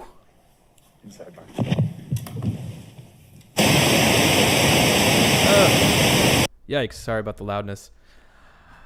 Well, Lene, I think it was Lene that was calling it. Or no, as told by Thielen, they are thinking of objecting. Okay, so he's kind of attacking, obviously, the attorneys by saying that they're asking you to lie. I think it cut back to them several times where they were very upset at that. But in theory, I mean, really, I don't know how this all works with the details of it, but he's kind of right. She was asking them to speculate on the murder. She's like, if they had it on video, what would you do? And it's like, well, they'd probably look at the video. And if we had video, we'd have even more conclusive evidence that Chandler did it. Like, I don't know. Lindsay's saying, why the objection? Yeah, I don't know. I don't want to sit here and pretend I know how all of this stuff works, you guys. My Twitter bio basically sums everything up, and it is that I am just a guy with an internet connection, much like many of you. I'm just following along. But I'm very much here just to react today, and my goodness, this has been intense. The closing statement has been incredible. I mean, like I was trying to get at earlier, I wasn't trying to like knock her down for what she was doing. I just was knocking what she was saying because it just did not seem to line up. I know that these, the defense is there on behalf of Chandler because he has the right to attorneys, right? So it's just tough. She did okay for what she had, which was literally nothing. She was scraping for anything in her closing statement there. And it was, she she drew it out a little bit. You know, she was probably trying to make it longer, and so they could just kind of drown out and potentially think, is there a reasonable doubt? But he's absolutely knocking out of the park. Everyone that's voted, we almost have 100 votes. Pretty much everyone says that, yes, he is doing a good job, which earlier, the closing statement was given by the female prosecutor, and she did an incredible job. I forget what her name is, but she did an incredible job. The 6% of you that do not think he's doing a good job, I don't know if you're just trolling, but you have the right to that opinion, obviously. Is Recon leaving? See you, Recon. I'll check back in later. All right, sounds good. Yeah, I don't know how long we're streaming today. We just hit the 2-hour mark. Let me know down below if you just would like me to continue streaming throughout the case or throughout the trial today. I mean, I know that many of you are probably listening in from work or from home while you're working, and obviously it's not like a normal stream in the evening where you might be able to be as involved in the chat. But I'm here for it. I mean, I'm going to be here listening regardless, I think. So let me know down in the comments if you would like me to just keep going, keep streaming beyond this. I thought about breaking and then maybe coming back when the jury comes to a conclusion and has a verdict. But like I said, it may be super quick. I think it could be much faster than we think. So part of me wants to just stay live and just see if they go, have a verdict within the hour of them finishing up here. So I don't know what this is going to come to here. I don't know if they still have loud noise. Okay, they muted it. So yeah, people are saying don't stop. She's just okay. Keep going, says Lindsay. Jennifer says continue. Marty says keep streaming. Vicky, keep going. Lene, as told by, oh wow, a lot of people saying keep going. Okay, I'm gonna keep going. Eduardo says do a poll. I could do a poll, I guess, but it seems like the majority of you would like me to keep streaming. Ty says poll. Okay, I can do a poll in a little bit. Obviously, if you, and they haven't started talking again, by the way, it's still muted. Yeah. Obviously, if I just keep streaming and you're not able to join, you can, of course, leave and then come back. All of that is appreciated. Also, let's get to 200 likes. We're almost at 200 likes. We have almost 270 people in here. Let's get that like count over 200. Joyce coming in with the coffees. Yeah, I'm out of coffee. I had these pre-made Starbucks coffees that are like, it's gone. It's done. So I got to make something in the French press. We'll see. SK says, you're a good curator, Aaron. Thank you so much. I'm not sure why it's still muted, you guys. Let's see if the chat on the... I'm going to refresh this. Let's get... All right, YouTube. Everyone's heard about... Let's see if the... Yeah, it's still muted. So, guilty. I'm going to vote on that. Close poll. Okay, so yeah, everyone says the audio cut. Okay, so audio is still cut. Okay. Audio is still cut, you guys. Forever Curious says, continue streaming, please. Okay, I will definitely continue streaming, at least for the time being. Let's see where we're at on the sub count. Definitely hit the subscribe button as well. We, like I said, are just over the 16,700 mark, so feel free to hit subscribe if you'd like to continue following along with future streams and videos. Alicia is in and out, so... She obviously has work and whatnot as well, so she has been taking little breaks here and there. So I know she's in the chat right now, but she'll be kind of in and out of the stream throughout the day. So I'm not entirely sure how much she'll be here. Holly says, get a snack while you can. Okay, Holly, I'm gonna go get a snack. This is unmuted, so once they start talking again, it should show up. Also, liar. Okay, I think they're about to pick back up.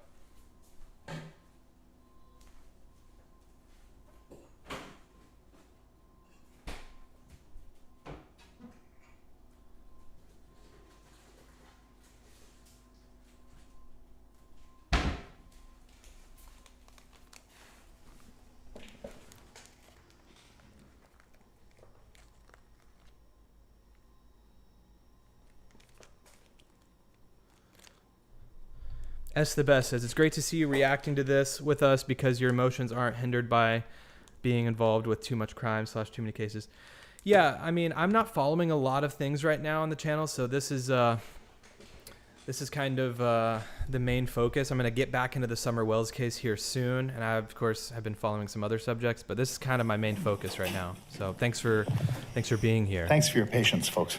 I want to clarify that, of course, within the instructions, as far as closing argument not being evidence, closing argument being opinions expressed by counsel for both the state and the defense to you about their view of the evidence and so forth. My understanding is the state was not meaning to suggest that counsel for the defense had lied or in any way was urging you to do anything other than uphold your oath and to follow the law as instructed in your deliberations. If you could continue. Thank you. That's all. All of that whole fuss. Those verdict forms you're going to fill out, every single one of them represents something that happened. And what we're asking you to do is to dig through that evidence, dig through your notes, dig through your memory of what happened. What happened here wasn't an accident. What happened here wasn't a mistake. What happened here wasn't innocent lies, coincidences. Mr. Halderson's statement to the police that my mom has nosebleeds and my dad, he just scratches his psoriasis. It doesn't explain his blood on a bullet fragment. It doesn't explain all of their blood on the fireplace. It doesn't explain the Halderson's teeth in the ash trap. It doesn't explain their skull in the ash trap and placed on top of the fireplace. What I'm asking you to do is to look for the truth and not to negotiate. Not take the idea that, well, there's one piece of paper there where he signed a document and says he lied to the cops, and maybe that's good enough. These people were killed. This is a first-degree intentional homicide. This is a first-degree intentional homicide. You cannot shoot someone in the back. You cannot chop them up. You cannot scatter their remains and come to any other conclusion. And there is only one person who did those things here, and that is Chandler Halderson. And we're asking you to find him guilty. Thank you. Thank you, All right. Man, she really cut him off right at the end. Indicated I have a little bit more to instruct you, and I do need to review with you the verdict forms. When I'm finished with this, we will draw the 5 names of those individuals who will not be participating in the deliberations. Claire, thank you for becoming a level 1 member. Really, really appreciate that, Claire. Now, members of the jury, the duties of counsel and the court have been level performed. 2. Thank you. The case has been argued by counsel. The court has instructed you regarding the rules of law, which should govern you in your deliberations. The time has come when the great burden of reaching a just, fair, and conscientious decision of this case is to be thrown wholly upon you, the jurors selected for this important duty. You will not be swayed by sympathy, prejudice, or passion. You will be very careful and deliberate in weighing the evidence. I charge you to keep your duty steadfastly in mind and as upright citizens to render a just and true verdict on all counts. You are to decide only whether the defendant is guilty or not guilty of the offenses charged. Any consequences of your verdicts are matters for the court alone to decide and must not affect your deliberations. You will be provided with 16 verdict forms. Wow. There are 2 forms for each count, and the count to which they apply is identified on each verdict form at the top. So I'll show you each of these. As to count 1, there are 2 verdict forms.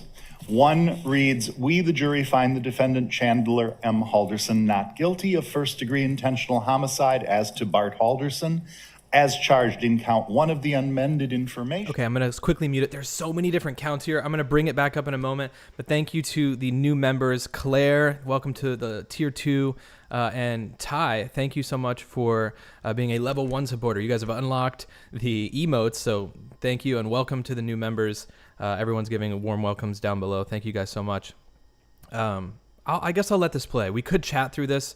It's a lot. It's very easy to go through like what they're being charged for. It's a lot. I guess I may as well just react with you guys. The presiding But juror only should sign and date it's a lot. the verdict that represents the verdict of the jury as to that count. For count 2, one verdict form reads, "We, the jury, find the defendant Chandler M. Halderson not guilty of providing false information about a missing person as to Bart A. Halderson as charged in count 2 of the amended information." The corresponding verdict form for count 2 reads, "We, the jury, find the defendant Chandler M. Halderson guilty of providing false information about a missing person as to Bart A. Halderson as charged in count 2 of the amended information." The 2 verdict forms for count 3, one reading, "We, the jury, find the defendant Chandler M. Halderson not guilty of mutilating a corpse as to Bart A. Halderson as charged in count 3 of the amended information." And the second reading, "We, the jury, find the defendant Chandler M. Halderson guilty of mutilating a corpse as to Bart A. Halderson as charged in count 3 of the amended information," with date and signature lines on both.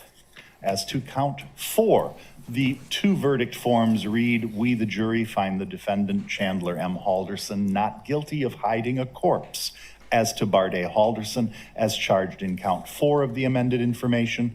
And the second, "We, the jury, find the defendant Chandler M. Halderson guilty of hiding a corpse as to Bart A. Halderson as charged in count 4 of the information," with a date and signature space on both verdict forms. As to count 5, which is identified again on the verdict forms, "We, the jury, find the defendant Chandler M. Halderson not guilty of first-degree intentional homicide as to Krista R. Halderson as charged in count 5 of the amended information."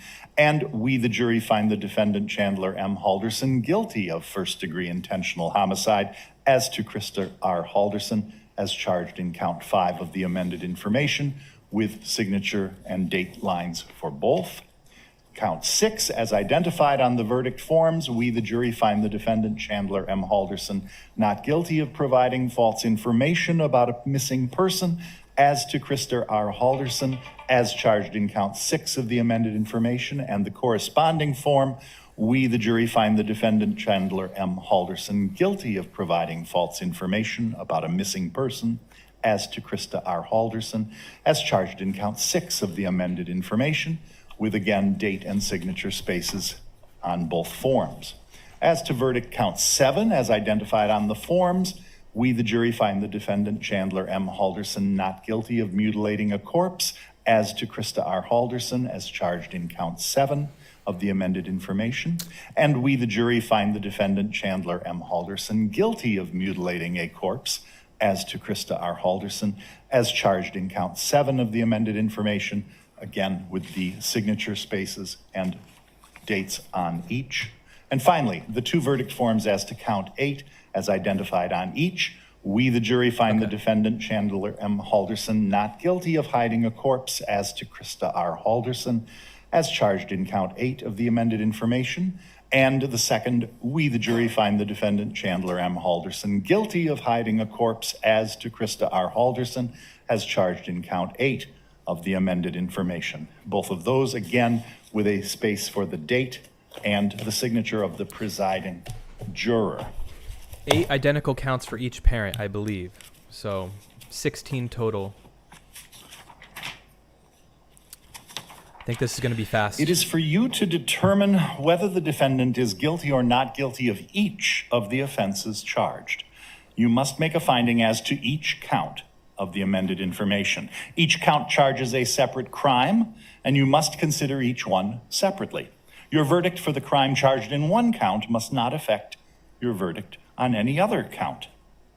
This is a criminal, not a civil case. Therefore, before a jury may return verdicts which may legally be received, the verdicts must be reached unanimously. In a criminal case, all 12 jurors must agree in order to arrive at a verdict. When you retire to the jury room, select one of your members to preside over your deliberations. The presiding juror's vote is entitled to no greater weight than the vote of any other juror. If you need to communicate with the court while you are deliberating, send a note through the bailiff signed by the presiding juror. To have a complete record of this trial, it is important that you communicate with the court only by a written note. If you have questions, the court will talk with the attorneys before answering, so it may take some time. You should continue deliberations while you wait for an answer. The court will answer any questions in writing or orally back here in open court. When you have agreed upon your verdicts, have each one signed and dated by the person you've selected to preside. After you've reached verdicts on all 8 counts, the presiding juror should notify the bailiff that the verdicts have been reached. We will assemble everyone back into the courtroom and the jury will enter the courtroom. The verdict forms, as well as my instructions, will be within this folder. And obviously, the presiding juror should carry the folder into the courtroom when you return to the courtroom. That will clue me into which one of you has been selected as the presiding juror. I will then, once we've assembled and gone back on the record, ask the presiding juror if the jury has indeed reached verdicts on all 8 counts. Assuming the answer is yes, I will ask the presiding juror to give the folder to Randy, and he will provide it to me. Unlike on TV or sometimes on movies, jurors or the presiding juror does not read the verdicts. I take care of that. However, after the verdicts have been read, I will ask each juror individually if those were the verdicts that they agreed upon reaching. In that way, we will have knowledge of the unanimous agreement of everyone. At that point, then, the jury will be able to be discharged. We have 2 things we have to do yet, and one of those is, for me, the most bittersweet moment in any trial, because 5 of you have devoted 10 days, at least, to this process. Not to mention the days when we were not here, and I'm sure it was still a controlling factor in your lives because you told me it was. I wish we didn't have to have alternates, and I didn't know how many to select. I as it turns out, had more than we needed, but who knew that when we started on January 3rd? And so for those of you that we're about to name as the alternates who won't be deliberating, you were as valuable as the 12 who make the decision here, and I want you to know that and to understand that we appreciate your time and your efforts here just as much. I'm going to hold the basket, and Lindsay will draw 5 slips of paper, and then I'll identify who it is that have been chosen. I would feel so bad. Like, it sucks that they had that. I mean, with Omicron right now, they were anticipating potentially more people needing to be alternates. They had 6, and I think they had to use one because one of the jurors actually did end up getting COVID as well. So there's 5 people that aren't going to be able to have a say in the verdict. Man. I will identify these by seat number. Wow. Just because we're trying to avoid people's names being utilized here in court. The first slip I have is number 17, which is Mr. Burkhart. The second slip I have is use his last number name. 12, Mr. Westphal. Oh, they're muting him now. So there's a Mr. Burkhart that was a jury member. They are going through right now and selecting the 5 random slips of the 5 alternates that are still in the courtroom that were there for the trial in the event that there was someone that needed to be pulled from the jury for any reason like COVID or outside information. I have to go. If you don't want to stay like for that, that's perfectly fine. But everybody will return to the jury rooms to collect their items, and then we'll assemble the 12 of you who are deliberating in the larger jury room.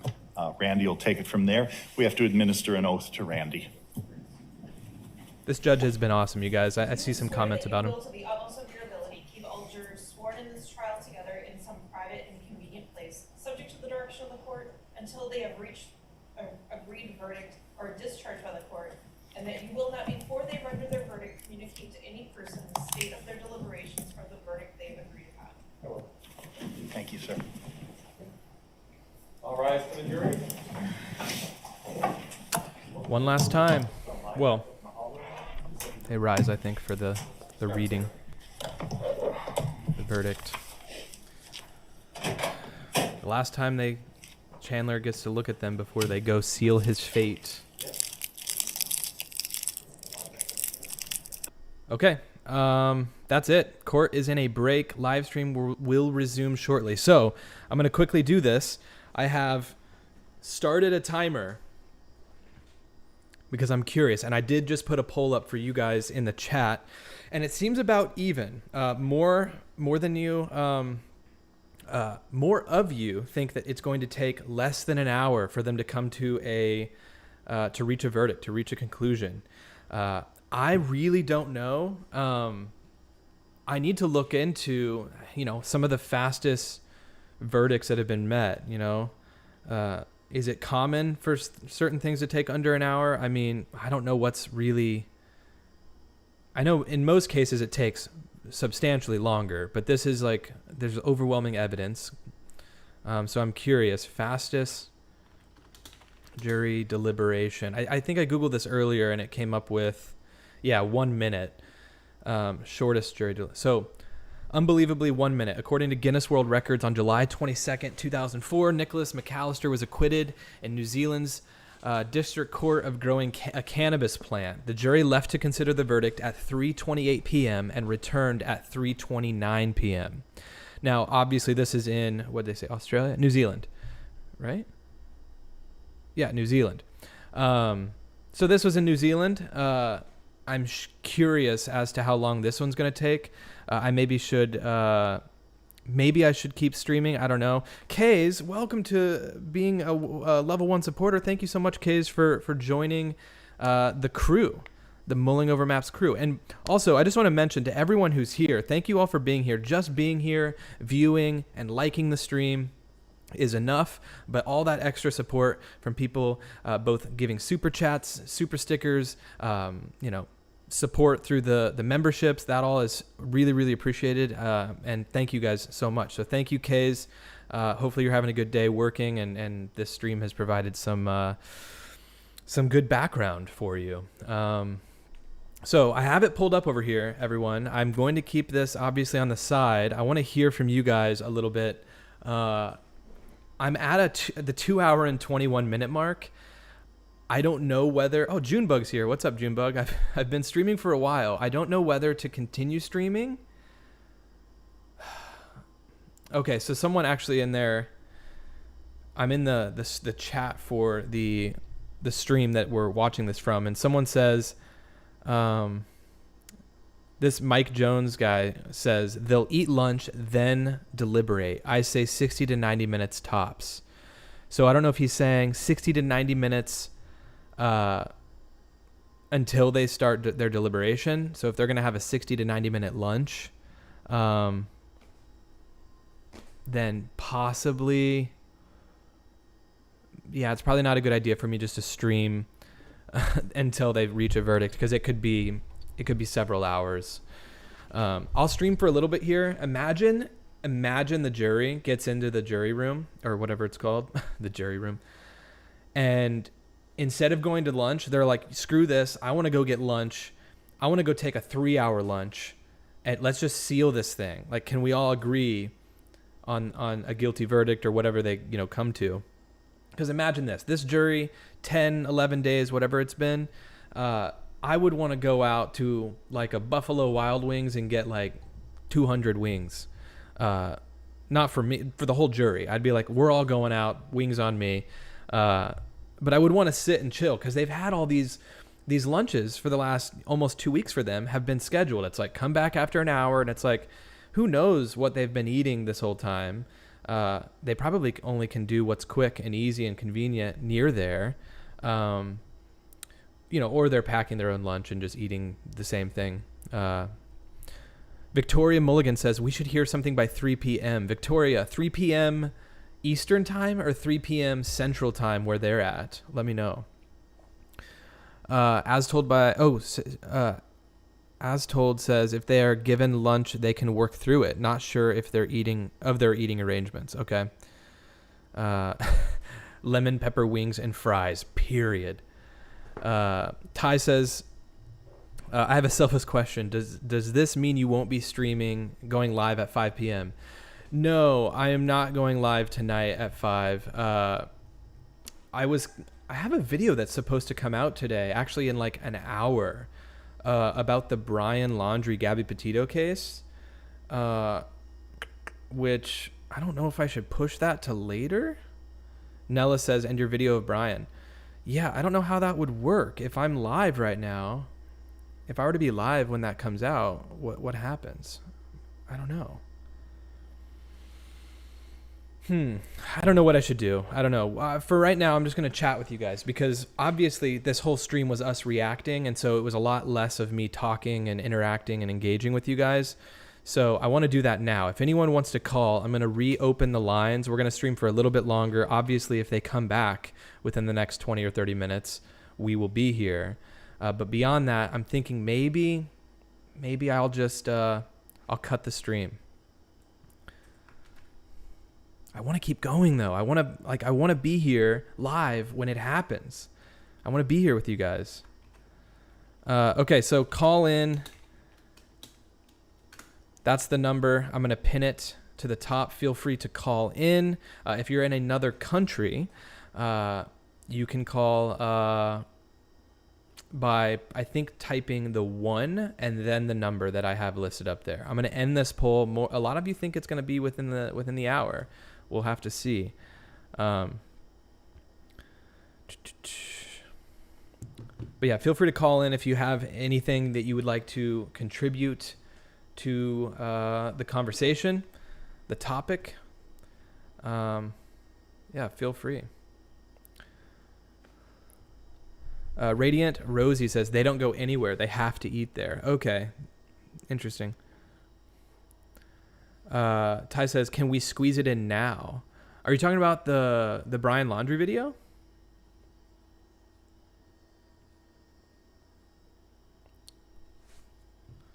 We can do a map time on where they'll go eat. I mean, here, look, I think that they're in wait, they might be in Madison.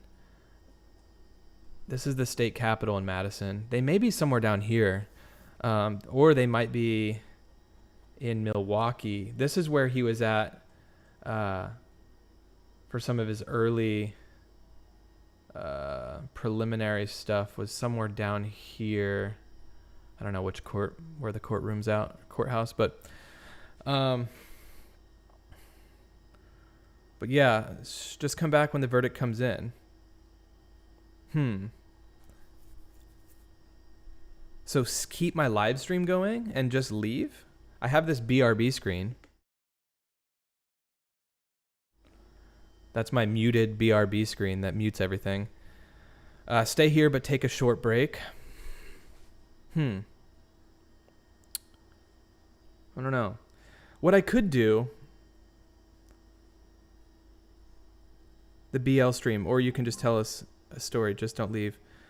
The Brian Laundrie video it's not a stream. So it was actually just, this is the Chris Watts thing I was looking into. The Brian Laundrie thing is, it's a premiered video. So the video's done. I'll show you guys. And it was just going to come out. So you can see right here, it premieres at 2:00. It's like a 15-minute video, 12-minute video. And I recorded it last night. So I can always push that video to later on this evening.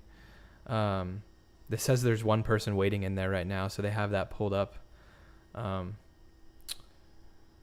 yeah, we're still at, oh no, we went up. We went up a few subs. Thanks to the people who have subscribed. Really appreciate that. Willow says, chat for a bit and see what happens. Okay, I can do that. I've got the stream pulled up still. They haven't come back, obviously. Vivian says, not sure that they'll be hungry knowing the evidence. My gosh, yeah, that's crazy to think. That's horrific. Victoria says, I think they will take a 1 hour lunch and deliberate and fill out forms. Will take another hour possibly. Okay.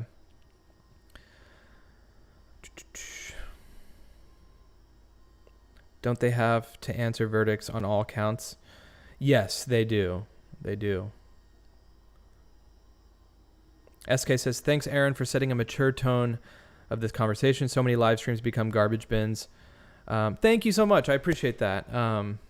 Yeah, and I know earlier I was kind of reacting I was very animated in my reaction when the defense was talking, and I wasn't trying to be funny. I think I was just reacting in that way because I just couldn't believe what I was seeing.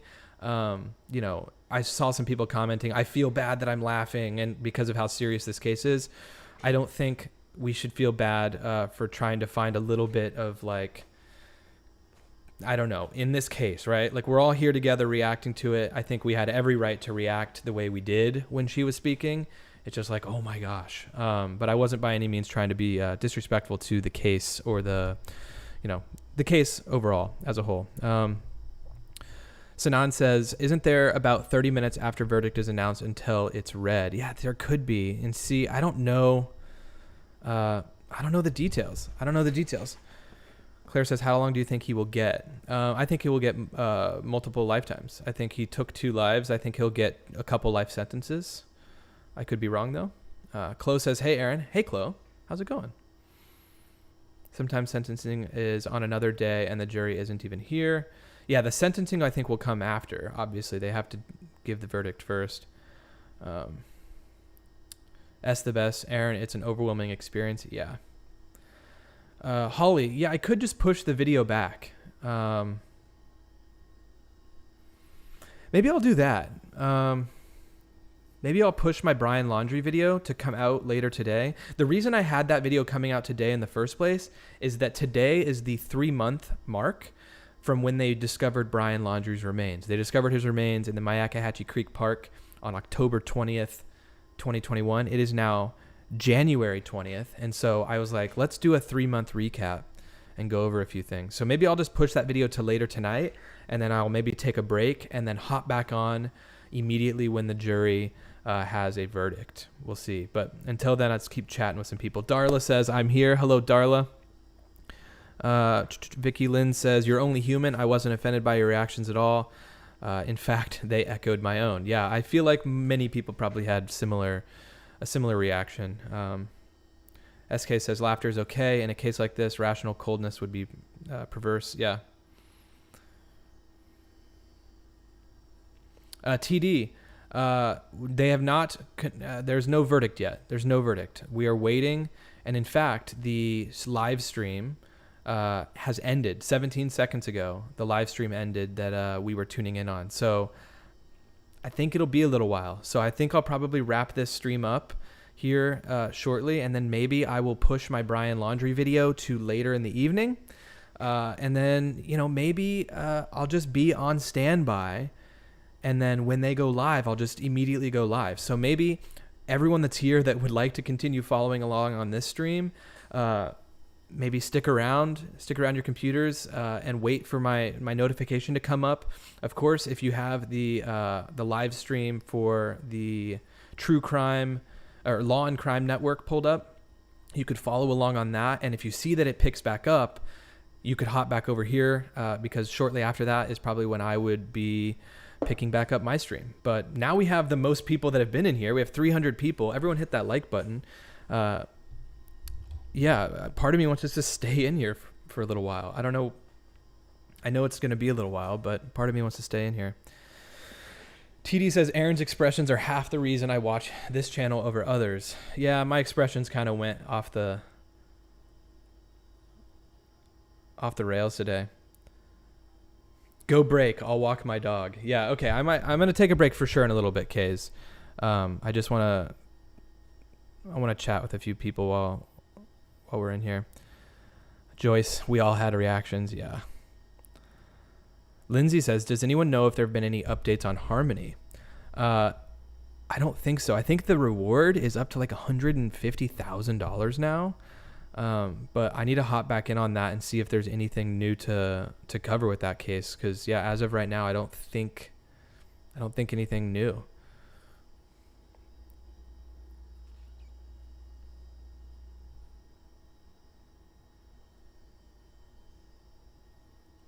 Also, thank you, Ty. You found me during the Gabby Petito case. Oh my gosh, it seems like so long ago. Gosh, still really no true justice for Gabby at this point in terms of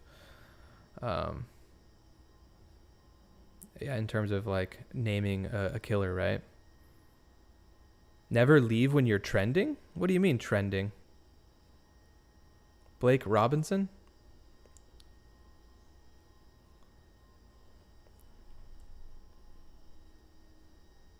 The biggest Trending. We're not trending. Okay, so man, Langlade County. This is where the house that they had, I thought it was pretty wild. So this is Sawyer Lake. This is the house that they had was like somewhere near Sawyer Lake, right along the water here. The defense, when they mentioned all of the things that Chandler was not Googling, that was intense. That was crazy. He absolutely hit the nail on the head. It's like, why wasn't he Googling things about Sawyer Lake, right? Why wasn't he Googling things about Langlade County or White Lake where they said that they were? He should have been looking into where they possibly were. It was totally a solid... it was like a nail in the coffin moment for Chandler, for sure. This is how far White Lake is actually from their house. It says 7 hours and 22 minutes. That's to drive between all of the locations. Yeah, why are viewer numbers skyrocketing all of a sudden? It was, yeah, what's up with everyone joining?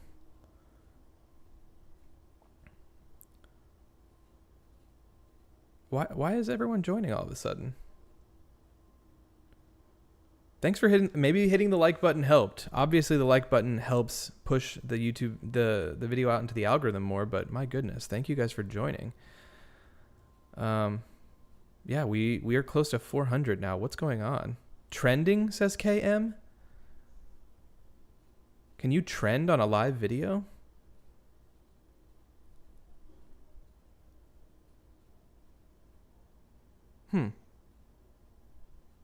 I don't think live videos could trend. I don't think we would be trending anyways. I'm looking on the trending page. Trending. Oh, live.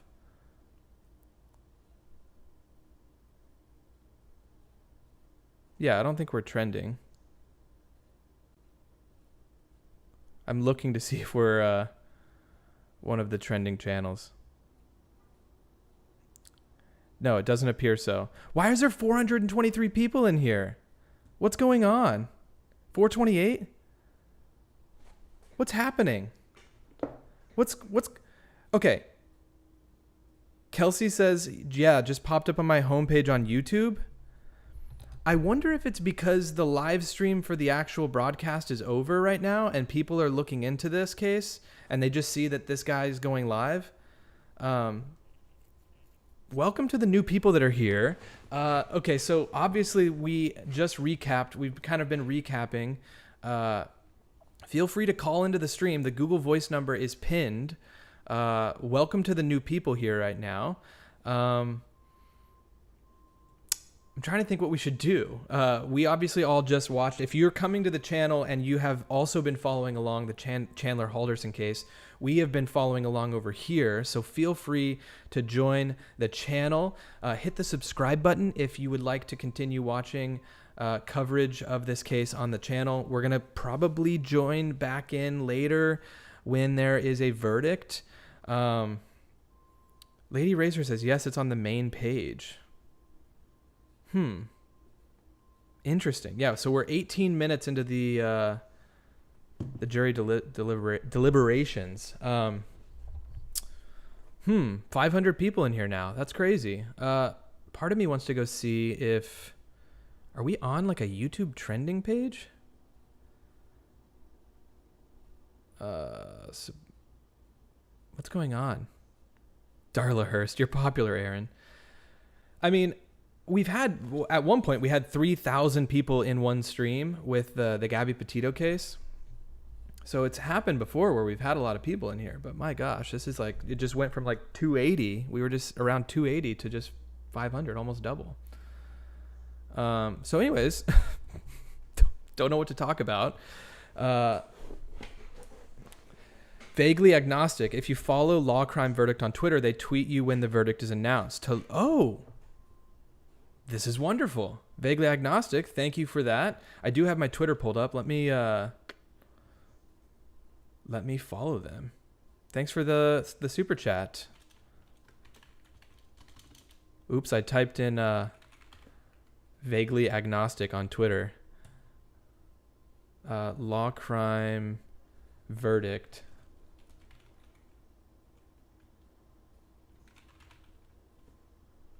Law, crime, verdict. Okay. We're going to go ahead and follow them.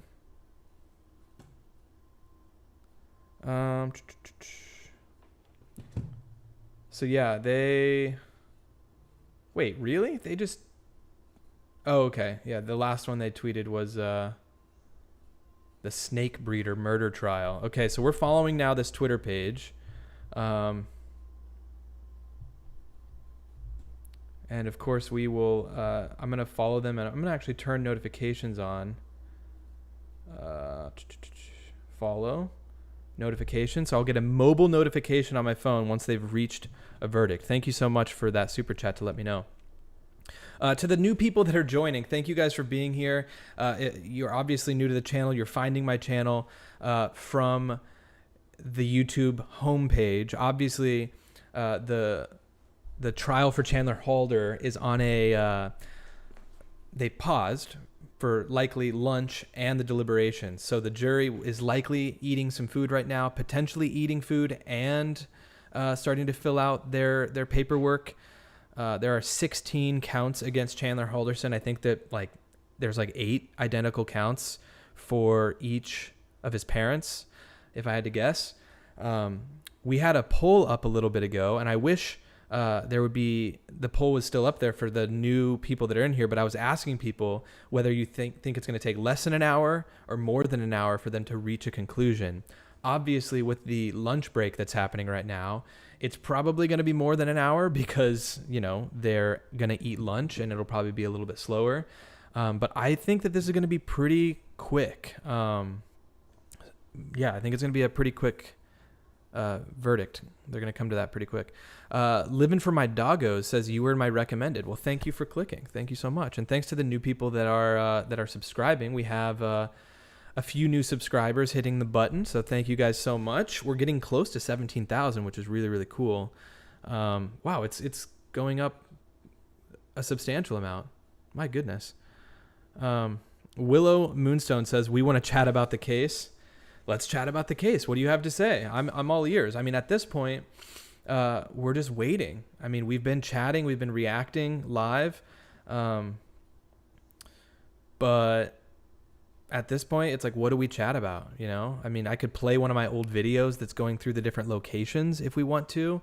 It could give some of the new viewers a look into the kind of maps that we use on this channel and utilize to kind of better understand cases. We have a caller. Let's just take this caller real quick. Call from. To accept, press 1. They didn't say their name. To send a voice. Hey, how's it going? I'm good. Are you still live? I am live, and you are now live. Great. I have a question. Yeah. Did Kat perjure herself in regards to the covered furniture? Say that again? When Kat testified regarding the furniture was covered with the blankets and the sheets, Mm-hmm. the Hilgendorfs said that was unusual and never happened. Then Kat politely dismissed herself, needed a break. I'm curious, did she commit perjury? I don't know.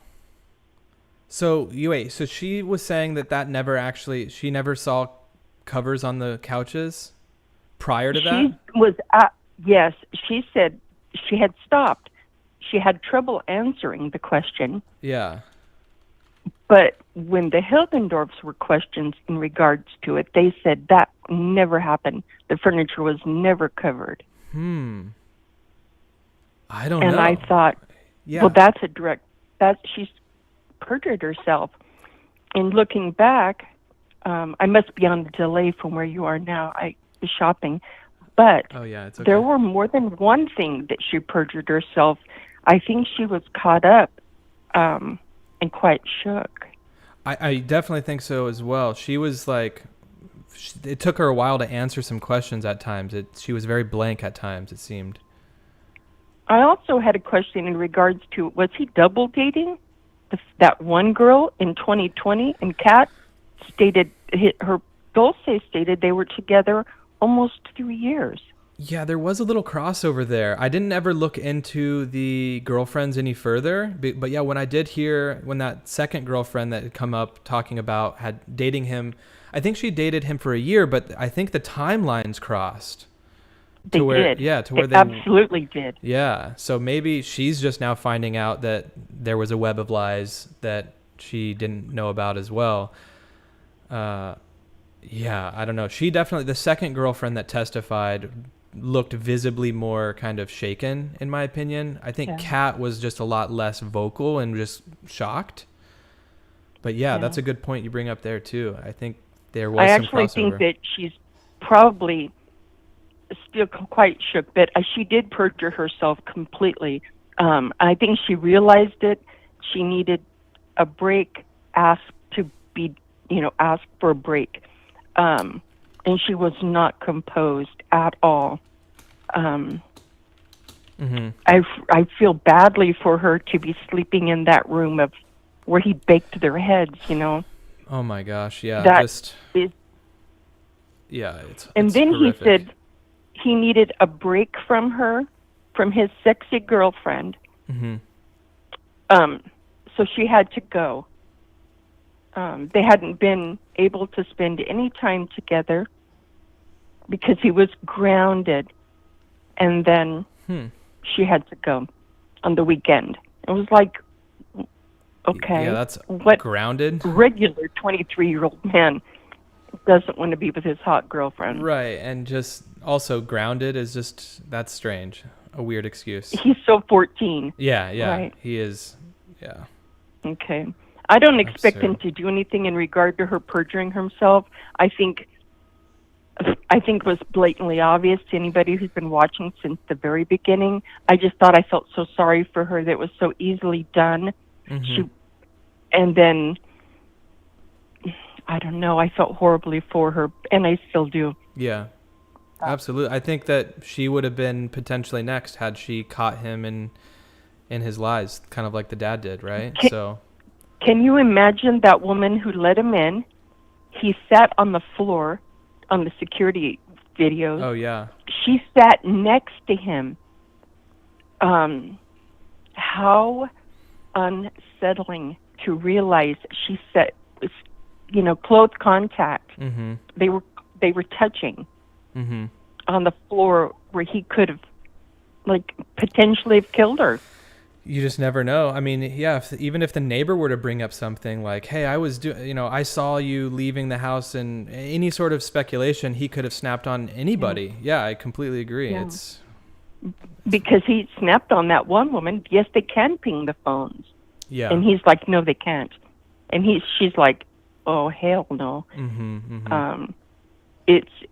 There's no reasonable doubt. I don't see any reasonable doubt here at all.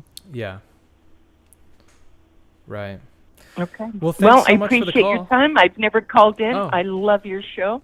And Well, thank I you. think I'm a bit behind you, so I'm not sure where you are, but I had to step out, and I'm just stepping in. Oh, so I'm all glad good. your phone line was still open. Yeah, definitely. It's always a little bit delayed, but yeah, thanks for calling in. Have a great day. All right, yeah, you as well. Bye-bye. And I'd like to know what Yeah. the jury or what the people in the poll think about perjury, and if she indeed, well, I know she did perjure herself, but curious Okay. on your feed. I'll look Thank through you some of the so much. comments. Yeah, thank you. All right, talk Thank soon. you. Yeah. Or maybe put up a poll. I'd love it. Thank you. Oh, okay. Yeah, sounds good. Thanks. Bye. Bye. All right, so we may do a poll. I did see someone saying that no. Someone had said that she would have had to have said something prior. Who was it that said that?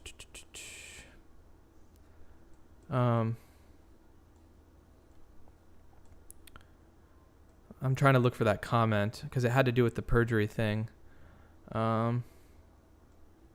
that she would have had to say something prior to be on the hook for perjury.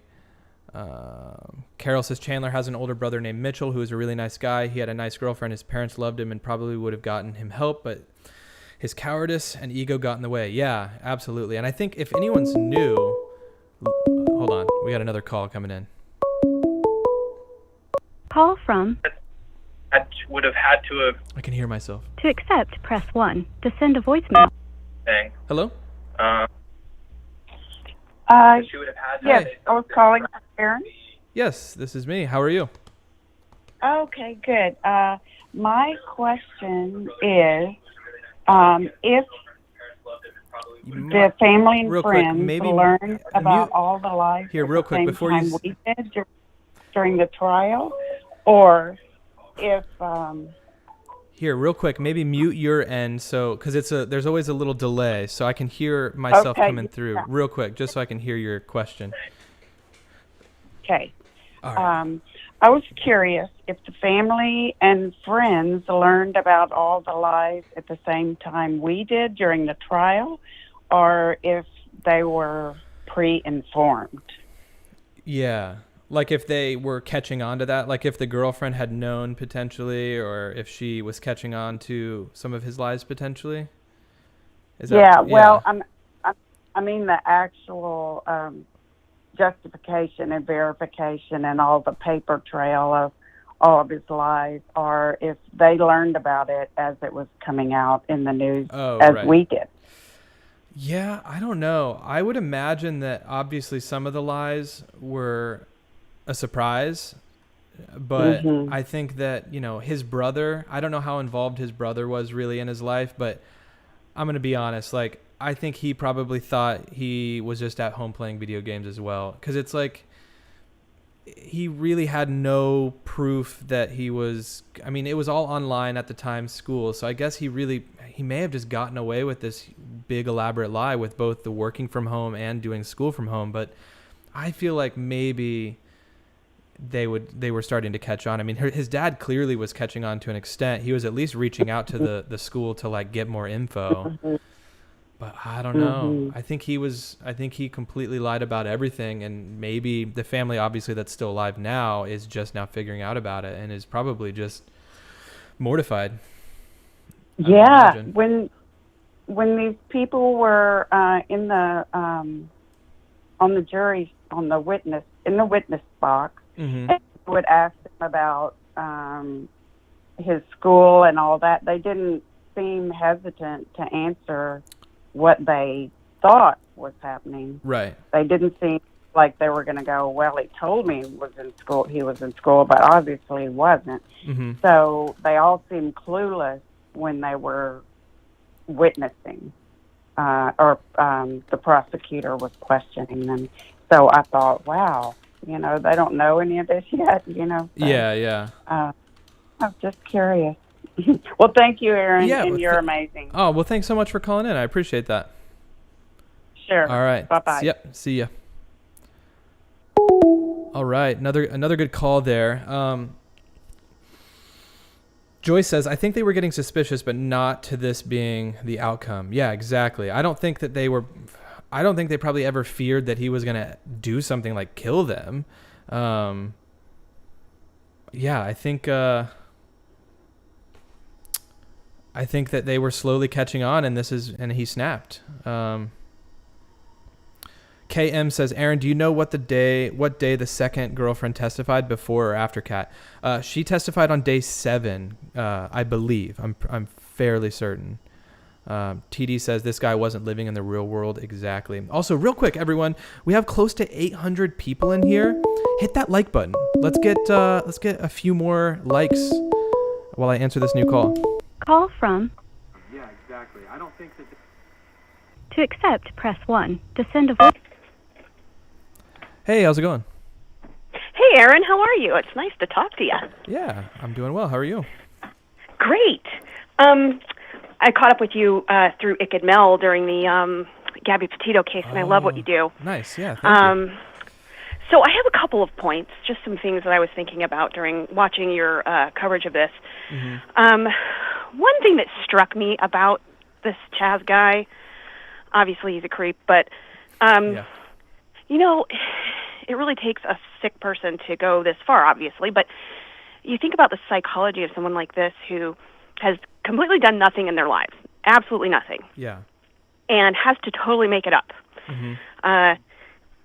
And then you look at his brother, his older brother, who's like totally normal, successful, in, you know, just like a normal human being, has a job, has a fiance. And this guy who's done nothing, I guess maybe he just felt like he's living under his brother's shadow the whole time. Oh, it had to be grandiose and like. I'm sure he absolutely felt like he was living in a shadow for sure. Yeah. And what's sad, it's not like his brother. I mean, his brother was living just a normal life. It's not like he was this like. It's not like he was an NFL superstar, and it's like he had just like felt like such a loser because his brother was just like so incredible. But it's like his brother just was like his brother had everything he didn't, which was a real life. And yes, so, yeah, a genuine life. Yeah. And you're right. It's not like he was a superstar or anything. He's just doing what normal people do. Right. You know, and you're so much of a loser. You can't, you know, you have to compete with that. Yeah. A normal life. You have to compete with a normal life by making up things that are just so unbelievable. Yeah. Oh my gosh, I can't even with this thing. It's just so. It's so wild. Mind-blowing. Yeah. My other thought was I felt bad for the friend who gave him the gun. Yeah. And we, you know, when you're watching him on the stand, and we all kind of saw it, and I think you even mentioned it too, that he had attitude and he seemed really angry. Yeah, a little. But I kind of put myself in the situation too. Like obviously he didn't want to be there, but I put myself in a situation like that. Like if I trusted someone enough to give him a gift like that, I mean, you know, I don't necessarily feel like gifting a gun is kind of a really big thing. Yeah. But and that guy turns on you and does something like this and puts you in a situation where you've led a kind of life where you've served in the military and it's an honorable thing, and now because of this guy, you are at risk of having your reputation and your life destroyed. I'd be like that on the stand. I'd be like that on the stand too. You know what I mean? Oh, absolutely. I felt that as well. I mean, because I commented on a little bit some of his reactions, but at the same time, he was clearly just covering himself, which he had every right to do. Absolutely. Yeah. And on this note, and I'm probably the only one. I don't know. Maybe I'm not the only one that thinks this. I feel really bad for that defense lawyer. She had the hardest job in the world. Yeah. I mean, she had no case whatsoever. She couldn't. She was scraping for things to find. I think you even said that. Like, I don't even know how she came up with as much as she did to talk about. But none of it made sense. I mean, I think I don't want to seem rude by reacting the way I was, but it's just like like she. I mean, the thing is, like, people have to represent people in court, right? It's like you're either on one side or the other, and it's like that's just their jobs. But so I feel bad too, because at the end of the day, they have to know as well that everything is stacked against him. They have nothing, and they have to give what looks like some sort of an effort because that's their job. But yes, it's absolutely. Just, I feel bad too because it's just moving even forward. Even this despicable guy, it sucks. It's the beauty of our legal system that yes, he's despicable. We all kind of, I think we're all feeling the same thing. You know, he obviously did this, but she would not be doing her job if she didn't do her best. And unfortunately, you can't make something out of nothing. She had nothing, you know, and that's just the reality of the case. And he put himself there. He put himself in this situation. He did all of this. You know, what can you do? But it's tough. Yeah. But yeah. I agree with you on those things, though, about the friend as well. And yeah. Well, keep up the good work. You're really doing a great job. I love watching you. All right. Yeah. Thanks so much. Appreciate it. Yeah. Thanks. Talk soon. Bye. For those trying to call in, it's just kind of first come, first serve, and the stream is always delayed a few minutes. So I just got off the phone, but some of you aren't going to see that for like a minute or two. So you just have to keep trying to call like towards the end of my calls. If you see that I'm starting to wrap up a call, maybe try to call in, and that's when you can maybe catch me in my window when I'm not chatting with someone. So the calls are back open.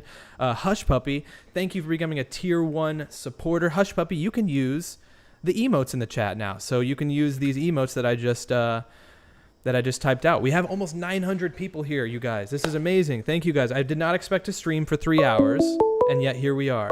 We've got calls rolling in. Everyone, hit that like button. Let's get it up to 900 likes. Over 900. Call from Liam. Liam in the chat. To accept, press 1. To send a voicemail.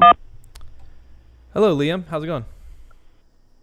Hey, good. How are you? I'm calling. I'm from New Zealand. Hey, I'm nice. just curious. Hey, I'm just regarding the Chandler case. What is your opinion on his mental competency? From the outset, from the trial, we've really seen sort of an array of sort of different sort of I guess you should say personalities and so forth. Yeah. He's been upfront in certain occasions, and then other occasions he hasn't been. I feel almost like he sort of, he was so withdrawn and isolated that he lived within his world in a way. I don't know. What's your opinion on sort of his mental competency? Yeah, it's so hard to comment on that because so many things can just be are hard to even see, right? Without knowing. I think he was dissociated a little bit. He was, like you said, kind of in his own reality. I think he told so many lies that he truly started to believe them because he had to. I think the only way you get away with going to going to a school and not actually having a job and not actually having that job, and generating emails to go back and forth. In order to actually do that, I feel like you have to kind of live it and believe it. And so I think he was kind of dissociated for sure. But as far as if he had a true some sort of diagnosis that we aren't aware of, sociopathic, whatever, I don't know. But he for sure, I think he just snapped. And beyond that, I'm not entirely sure. I mean, it just seems like he was so detached from reality to just think that he could, even lying to his current girlfriend about moving to Florida. It's when was he supposed to tell her that all of that wasn't real? I don't know how he was thinking he was going to face this. Yeah. What are your thoughts? Yes. Oh, definitely. I don't think he had that forethought in a way where he was thinking. He was sort of living in the moment. You can tell by his sort of what he was doing with the emails and so forth. He was sort of living in the moment, as far as just coming up with it on the go. Yeah. In regards to Halderson, I don't know. He seemed very naive in a way. I mean, there was a lot. I mean, he was an accountant, and by a lot of what we've seen in the evidence and so forth and the exhibits, he there was a lot. There was obviously, it was just a big circular pattern of emails. It took him a while for him to actually figure out something was going on here before he actually called up the alleged, wasn't the where he was meant to be being educated. That's a good point. I mean, it really we're talking over the course of a year of not receiving payments for work and just the school stuff not lining up. That's a good point. There is a bit of naive. He is kind of naive there. It seemed to just then start to question it as to the point of calling. Yeah, that's right. A really good point. Yes. Oh, well, thank you for taking my call. Yeah, absolutely. But thank you. I'm watching your channel at the moment. Awesome. Well, thank you so much for calling, Liam. Yeah, enjoy. Yeah, no problem. Thank you. Yeah, take care. Yeah, thanks. Bye. Bye-bye. Liam calling from New Zealand. Amazing. Well, Liam is in New Zealand where the shortest trial has occurred, which is 1 minute in 2004. Thanks for calling, Liam. He makes a really good point there about, and I don't want to question how the mom and dad did their thing, but I think that they probably just kind of assumed he was maybe telling the truth and just maybe weren't as much of a helicopter parent. I mean, he's a 23-year-old. He should be able to live his own life and not be questioned all the time. But yeah, I don't know. It is a little bit odd that it took that long for him to call the school. Also, someone says Liam is Irish. Oh, very cool. He's in New Zealand, it sounds like, but he may have was that an Irish accent? Very cool accent. I love a good accent, regardless of where it is, where it's from. Guys, we're at over 3 hours. We have almost 1,000 people in here. I don't know whether or not to keep live streaming. Let's see where we're at sub-wise. Oh, nice. We're almost at 16,800. The case is, we're waiting for them to go live again. Part of me wants us to keep going. What should I do? Oh, gosh. Bring your business online. We're going to check back in. Let's see how long it's been. It's been 44 minutes since they broke, okay? You guys can see your comments in the reflection there. 44 minutes since they broke. We got another call. I'm just going to keep going. Excuse me. Call from I think Alexa, maybe? To accept, press 1. To send a voicemail, press 2. Hey, how's it going? Oh, hi. How are you? I wasn't sure if I should have said my name. I should have just said Alex, so I wouldn't trigger your device at home. Trigger my Alexa? Yeah, it's okay. It happens. Yeah. Oh, my God. It's such a pleasure to speak to you. Thank you so much for covering this case. I mean, all the cases, but this one in particular. Yeah, of course. It's been a real pleasure. Yeah. Well, is this the Alexa that's in the chat pretty often then? Okay. Yes, Nice. that's me. You know, after I think it was last Friday that we were chatting. Yeah. And we were talking about the barbecue chicken. And then I haven't been able to eat chicken, meat, anything, because every time I'm going to eat, I just go back to that thought. And I haven't been total vegetarian for the past week and a half. Yeah, it's so tough. Yeah, this, as hard as this story has been to follow, it's been one it's like obviously so captivating that it's like you can't take your eyes off of it. I'm glad that it's wrapping up because I'm ready to move on from it. But it's like I have to be there to see what happens, right? So see what happens. Yeah. It's funny I was wondering, what are your thoughts on, and sorry to interrupt, what are your thoughts on the Andrew, the friend that gave him, I forgot the last name, I know his name was Andrew, the friend that gave him the rifle? Yeah, one of the callers, a couple callers ago, had mentioned the friend. I think my initial reaction with Andrew, I don't know if his last name's Smith, I think it's Smith. But Andrew, initially I kind of thought he was a little bit, not like rude in some of his reactions or in some of his answers, but I think he knew that some of the answers were obvious because he's like, they're showing him the clip to the gun. Like, is this the clip? And he's like, yeah, because it wouldn't be any other clip. And it's like, they have to do what they're doing to confirm and to be able to place things into evidence, whatever. So I think I was kind of rubbed the wrong way in some of the way he reacted, but at the same time, I kind of also felt for him because he probably didn't intend to give that gun to Chandler so he would kill his parents.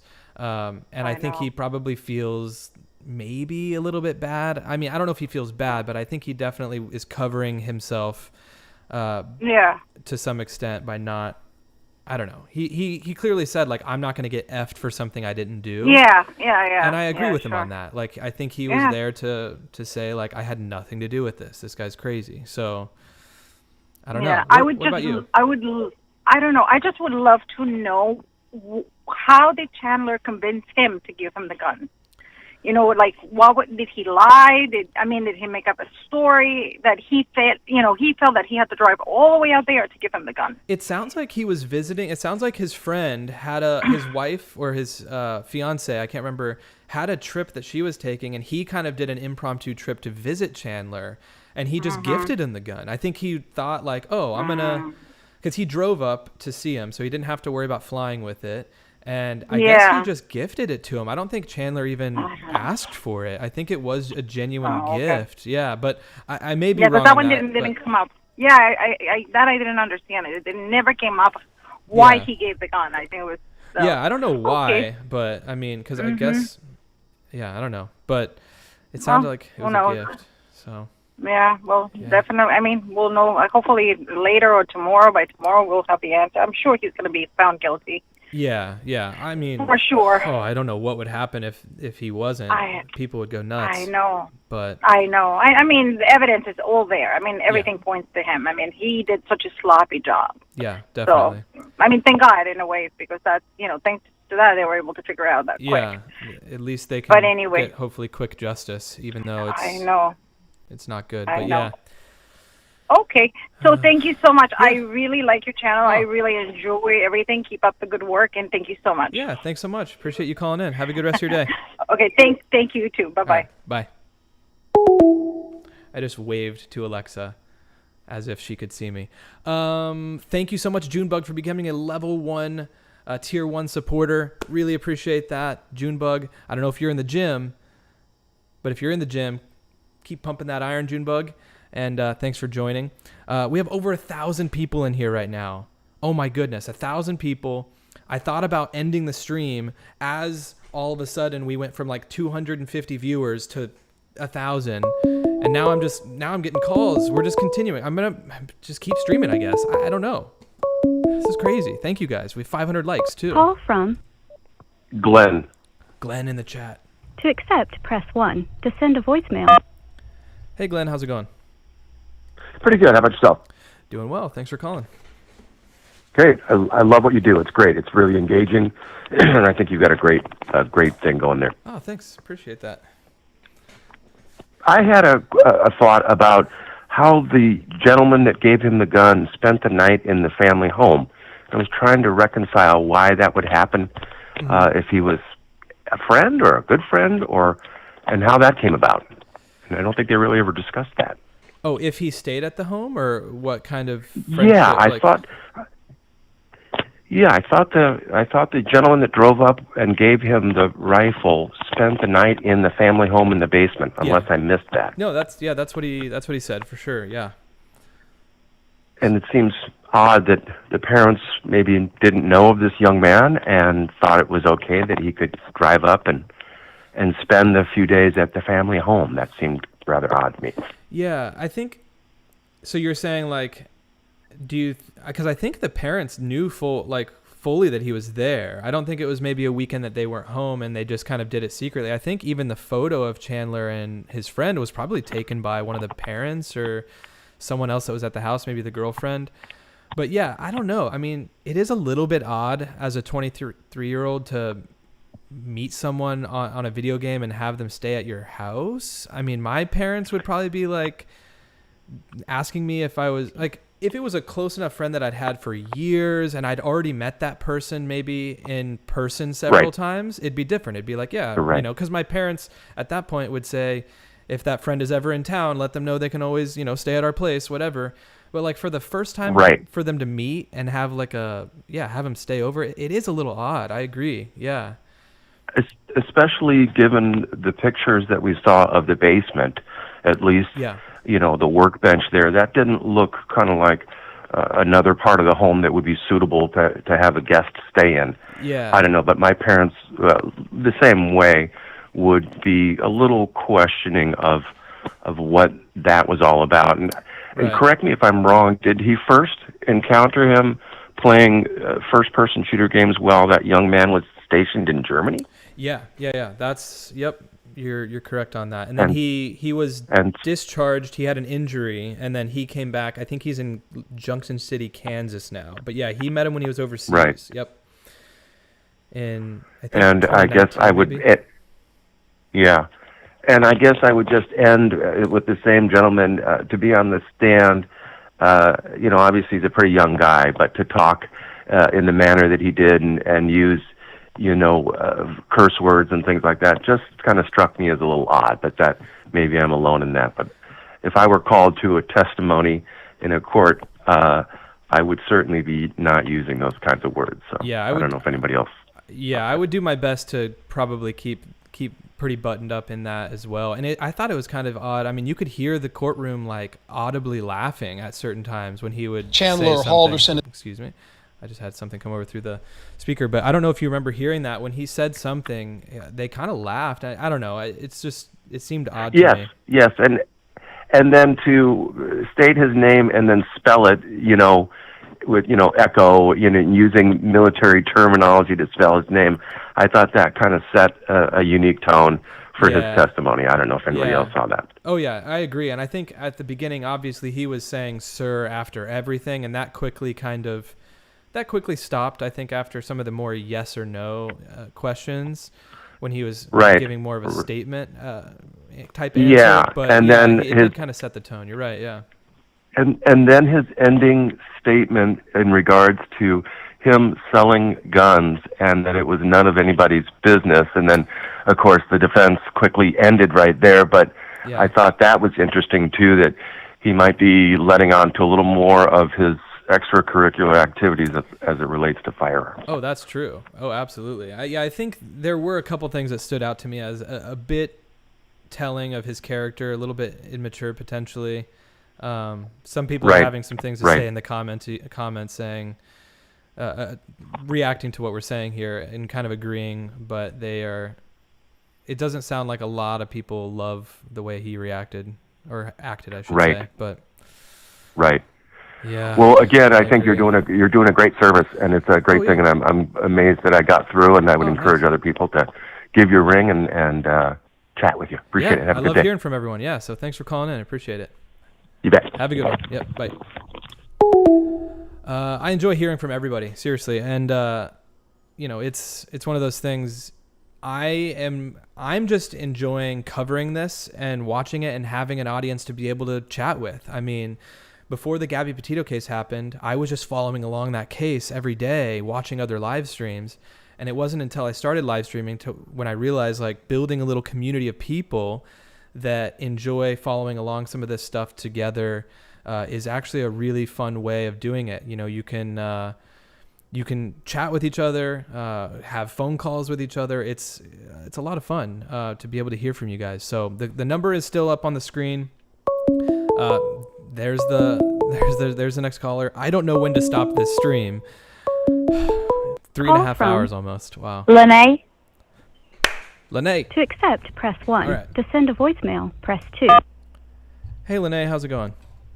Hi, how are you? I'm doing well. Thanks for calling. Yep, that was my third try. I said third time's a charm. Oh, nice. Good deal. I missed the last 7 to 10 minutes of it before they broke for lunch. I have no idea what happened. Well, okay, so it's actually funny. This last 7 to 10 minutes were an objection by the defense. The prosecution was giving their final closing statements, and they were hitting it out of the park. Obviously, they were following up with what the defense had kind of said in their closing statements. And they were basically saying that the defense was asking the jury to lie and to have one final lie on behalf of Chandler. And it got really heated, and they cut back to the defense several times, and they were very on the edge of their seat. And eventually they had an obstruction. They called for an objection. That's where I got disconnected. Yeah, and that was maybe like a 7 to 10 minute pause, maybe only 5 minutes. It felt like a while of a muted pause where they were talking with the judge, and really after that, they came back, and the prosecution finished up in maybe 2 or 3 minutes. So it was really really quick. And also, I guess the last true 10 minutes was just the jury instructions. A few people are reminding me of that in the chat. That's where I came back in. Yeah, I guess that was the jury instructions, which is, once again, a lot of words from the judge just basically saying the details of what the roles are now of the jury as they go deliberate and come to a conclusion. But yeah, it was a lot of just what they have to do. All the different counts were listed. I think it's 8 individual counts for each person, so 16 total counts against Chandler. Wow. But yeah, that was kind of the last 10 or 20 minutes or so. But yeah, it was a lot. Have you been following the case pretty closely since the beginning? Very, very close. Yeah. Yep. Do you have thoughts overall? Do you think it's going to be a pretty quick I verdict? think so. I think it's going to be fairly quick. They're going to go over the evidence. That's going to take a little time, but I think about 4 hours. That's my guess. Okay. Yep. Then I think they're going to come back with guilty. Yeah. Sure do. Interesting. But anyway, yeah, congratulations on your show. Yeah, thanks so much. And yeah, thank you for calling. I appreciate it. If there's anything else you have, feel free. And tell everybody, y'all keep up with Icked Mail now. He's the one that turns most of us in your direction. That's true. Yeah, always got to shout out Icked Mel for sure. Everyone in the chat loves your accent, by the way, as well. Oh my gosh! A few people commented, love the accent. So it's Southern. Cool. Yeah, love it. I love it. Mississippi Southern. Nice. Yeah. Very cool. Well, y'all have a great one, and I'll get back on there. All right, sounds good. Thanks for calling in. All right. Bye-bye. Bye-bye. All right, I'm going to take 1 or 2 more calls. It sounds like my laundry premiere is happening right now. You know what? I should just end the calls. Maybe I'll push to my Brian laundry video. maybe I'll take a break. I'll push to my Brian Laundrie video, and then and then trying to think, and then maybe I'll come back a little bit later. So let me see. I'm going to post the Brian Laundrie video in the chat right now. Everyone go check out the Brian Laundrie video. Hit the like button on your way out, everyone. Thank you to the new people that are in the chat. Obviously, many of you are here because you're following along on the Chandler Halderson case as well. But when the trial resumes, I'm probably going to go back live. If for some reason I don't, of course, we know we'll all be watching on our own. But click the link in the comments. I'm going to click it. I'm going to paste it a couple more times. Go check out the Brian Laundrie video that's currently premiering. You may have to scrub backwards in the video. It's currently just premiering as we speak. I'm going to end this stream at the 3 hour and 20 minute mark. Thank you guys for those who have subscribed to the channel. We're getting close to 17,000. So thank you guys so much. The verdict is not here yet. We are waiting. They have not gone live to reach the conclusion yet. But yeah, thanks to the new subscribers. Trace, thank you for subscribing. Donald, thank you. TD says, no, Aaron, don't shut us down. I will come back, you guys. It's going to be 3 things in one day. We got the Brian Laundrie video. We've got maybe 2 streams. This stream was a lot of fun. Thank you guys for being here.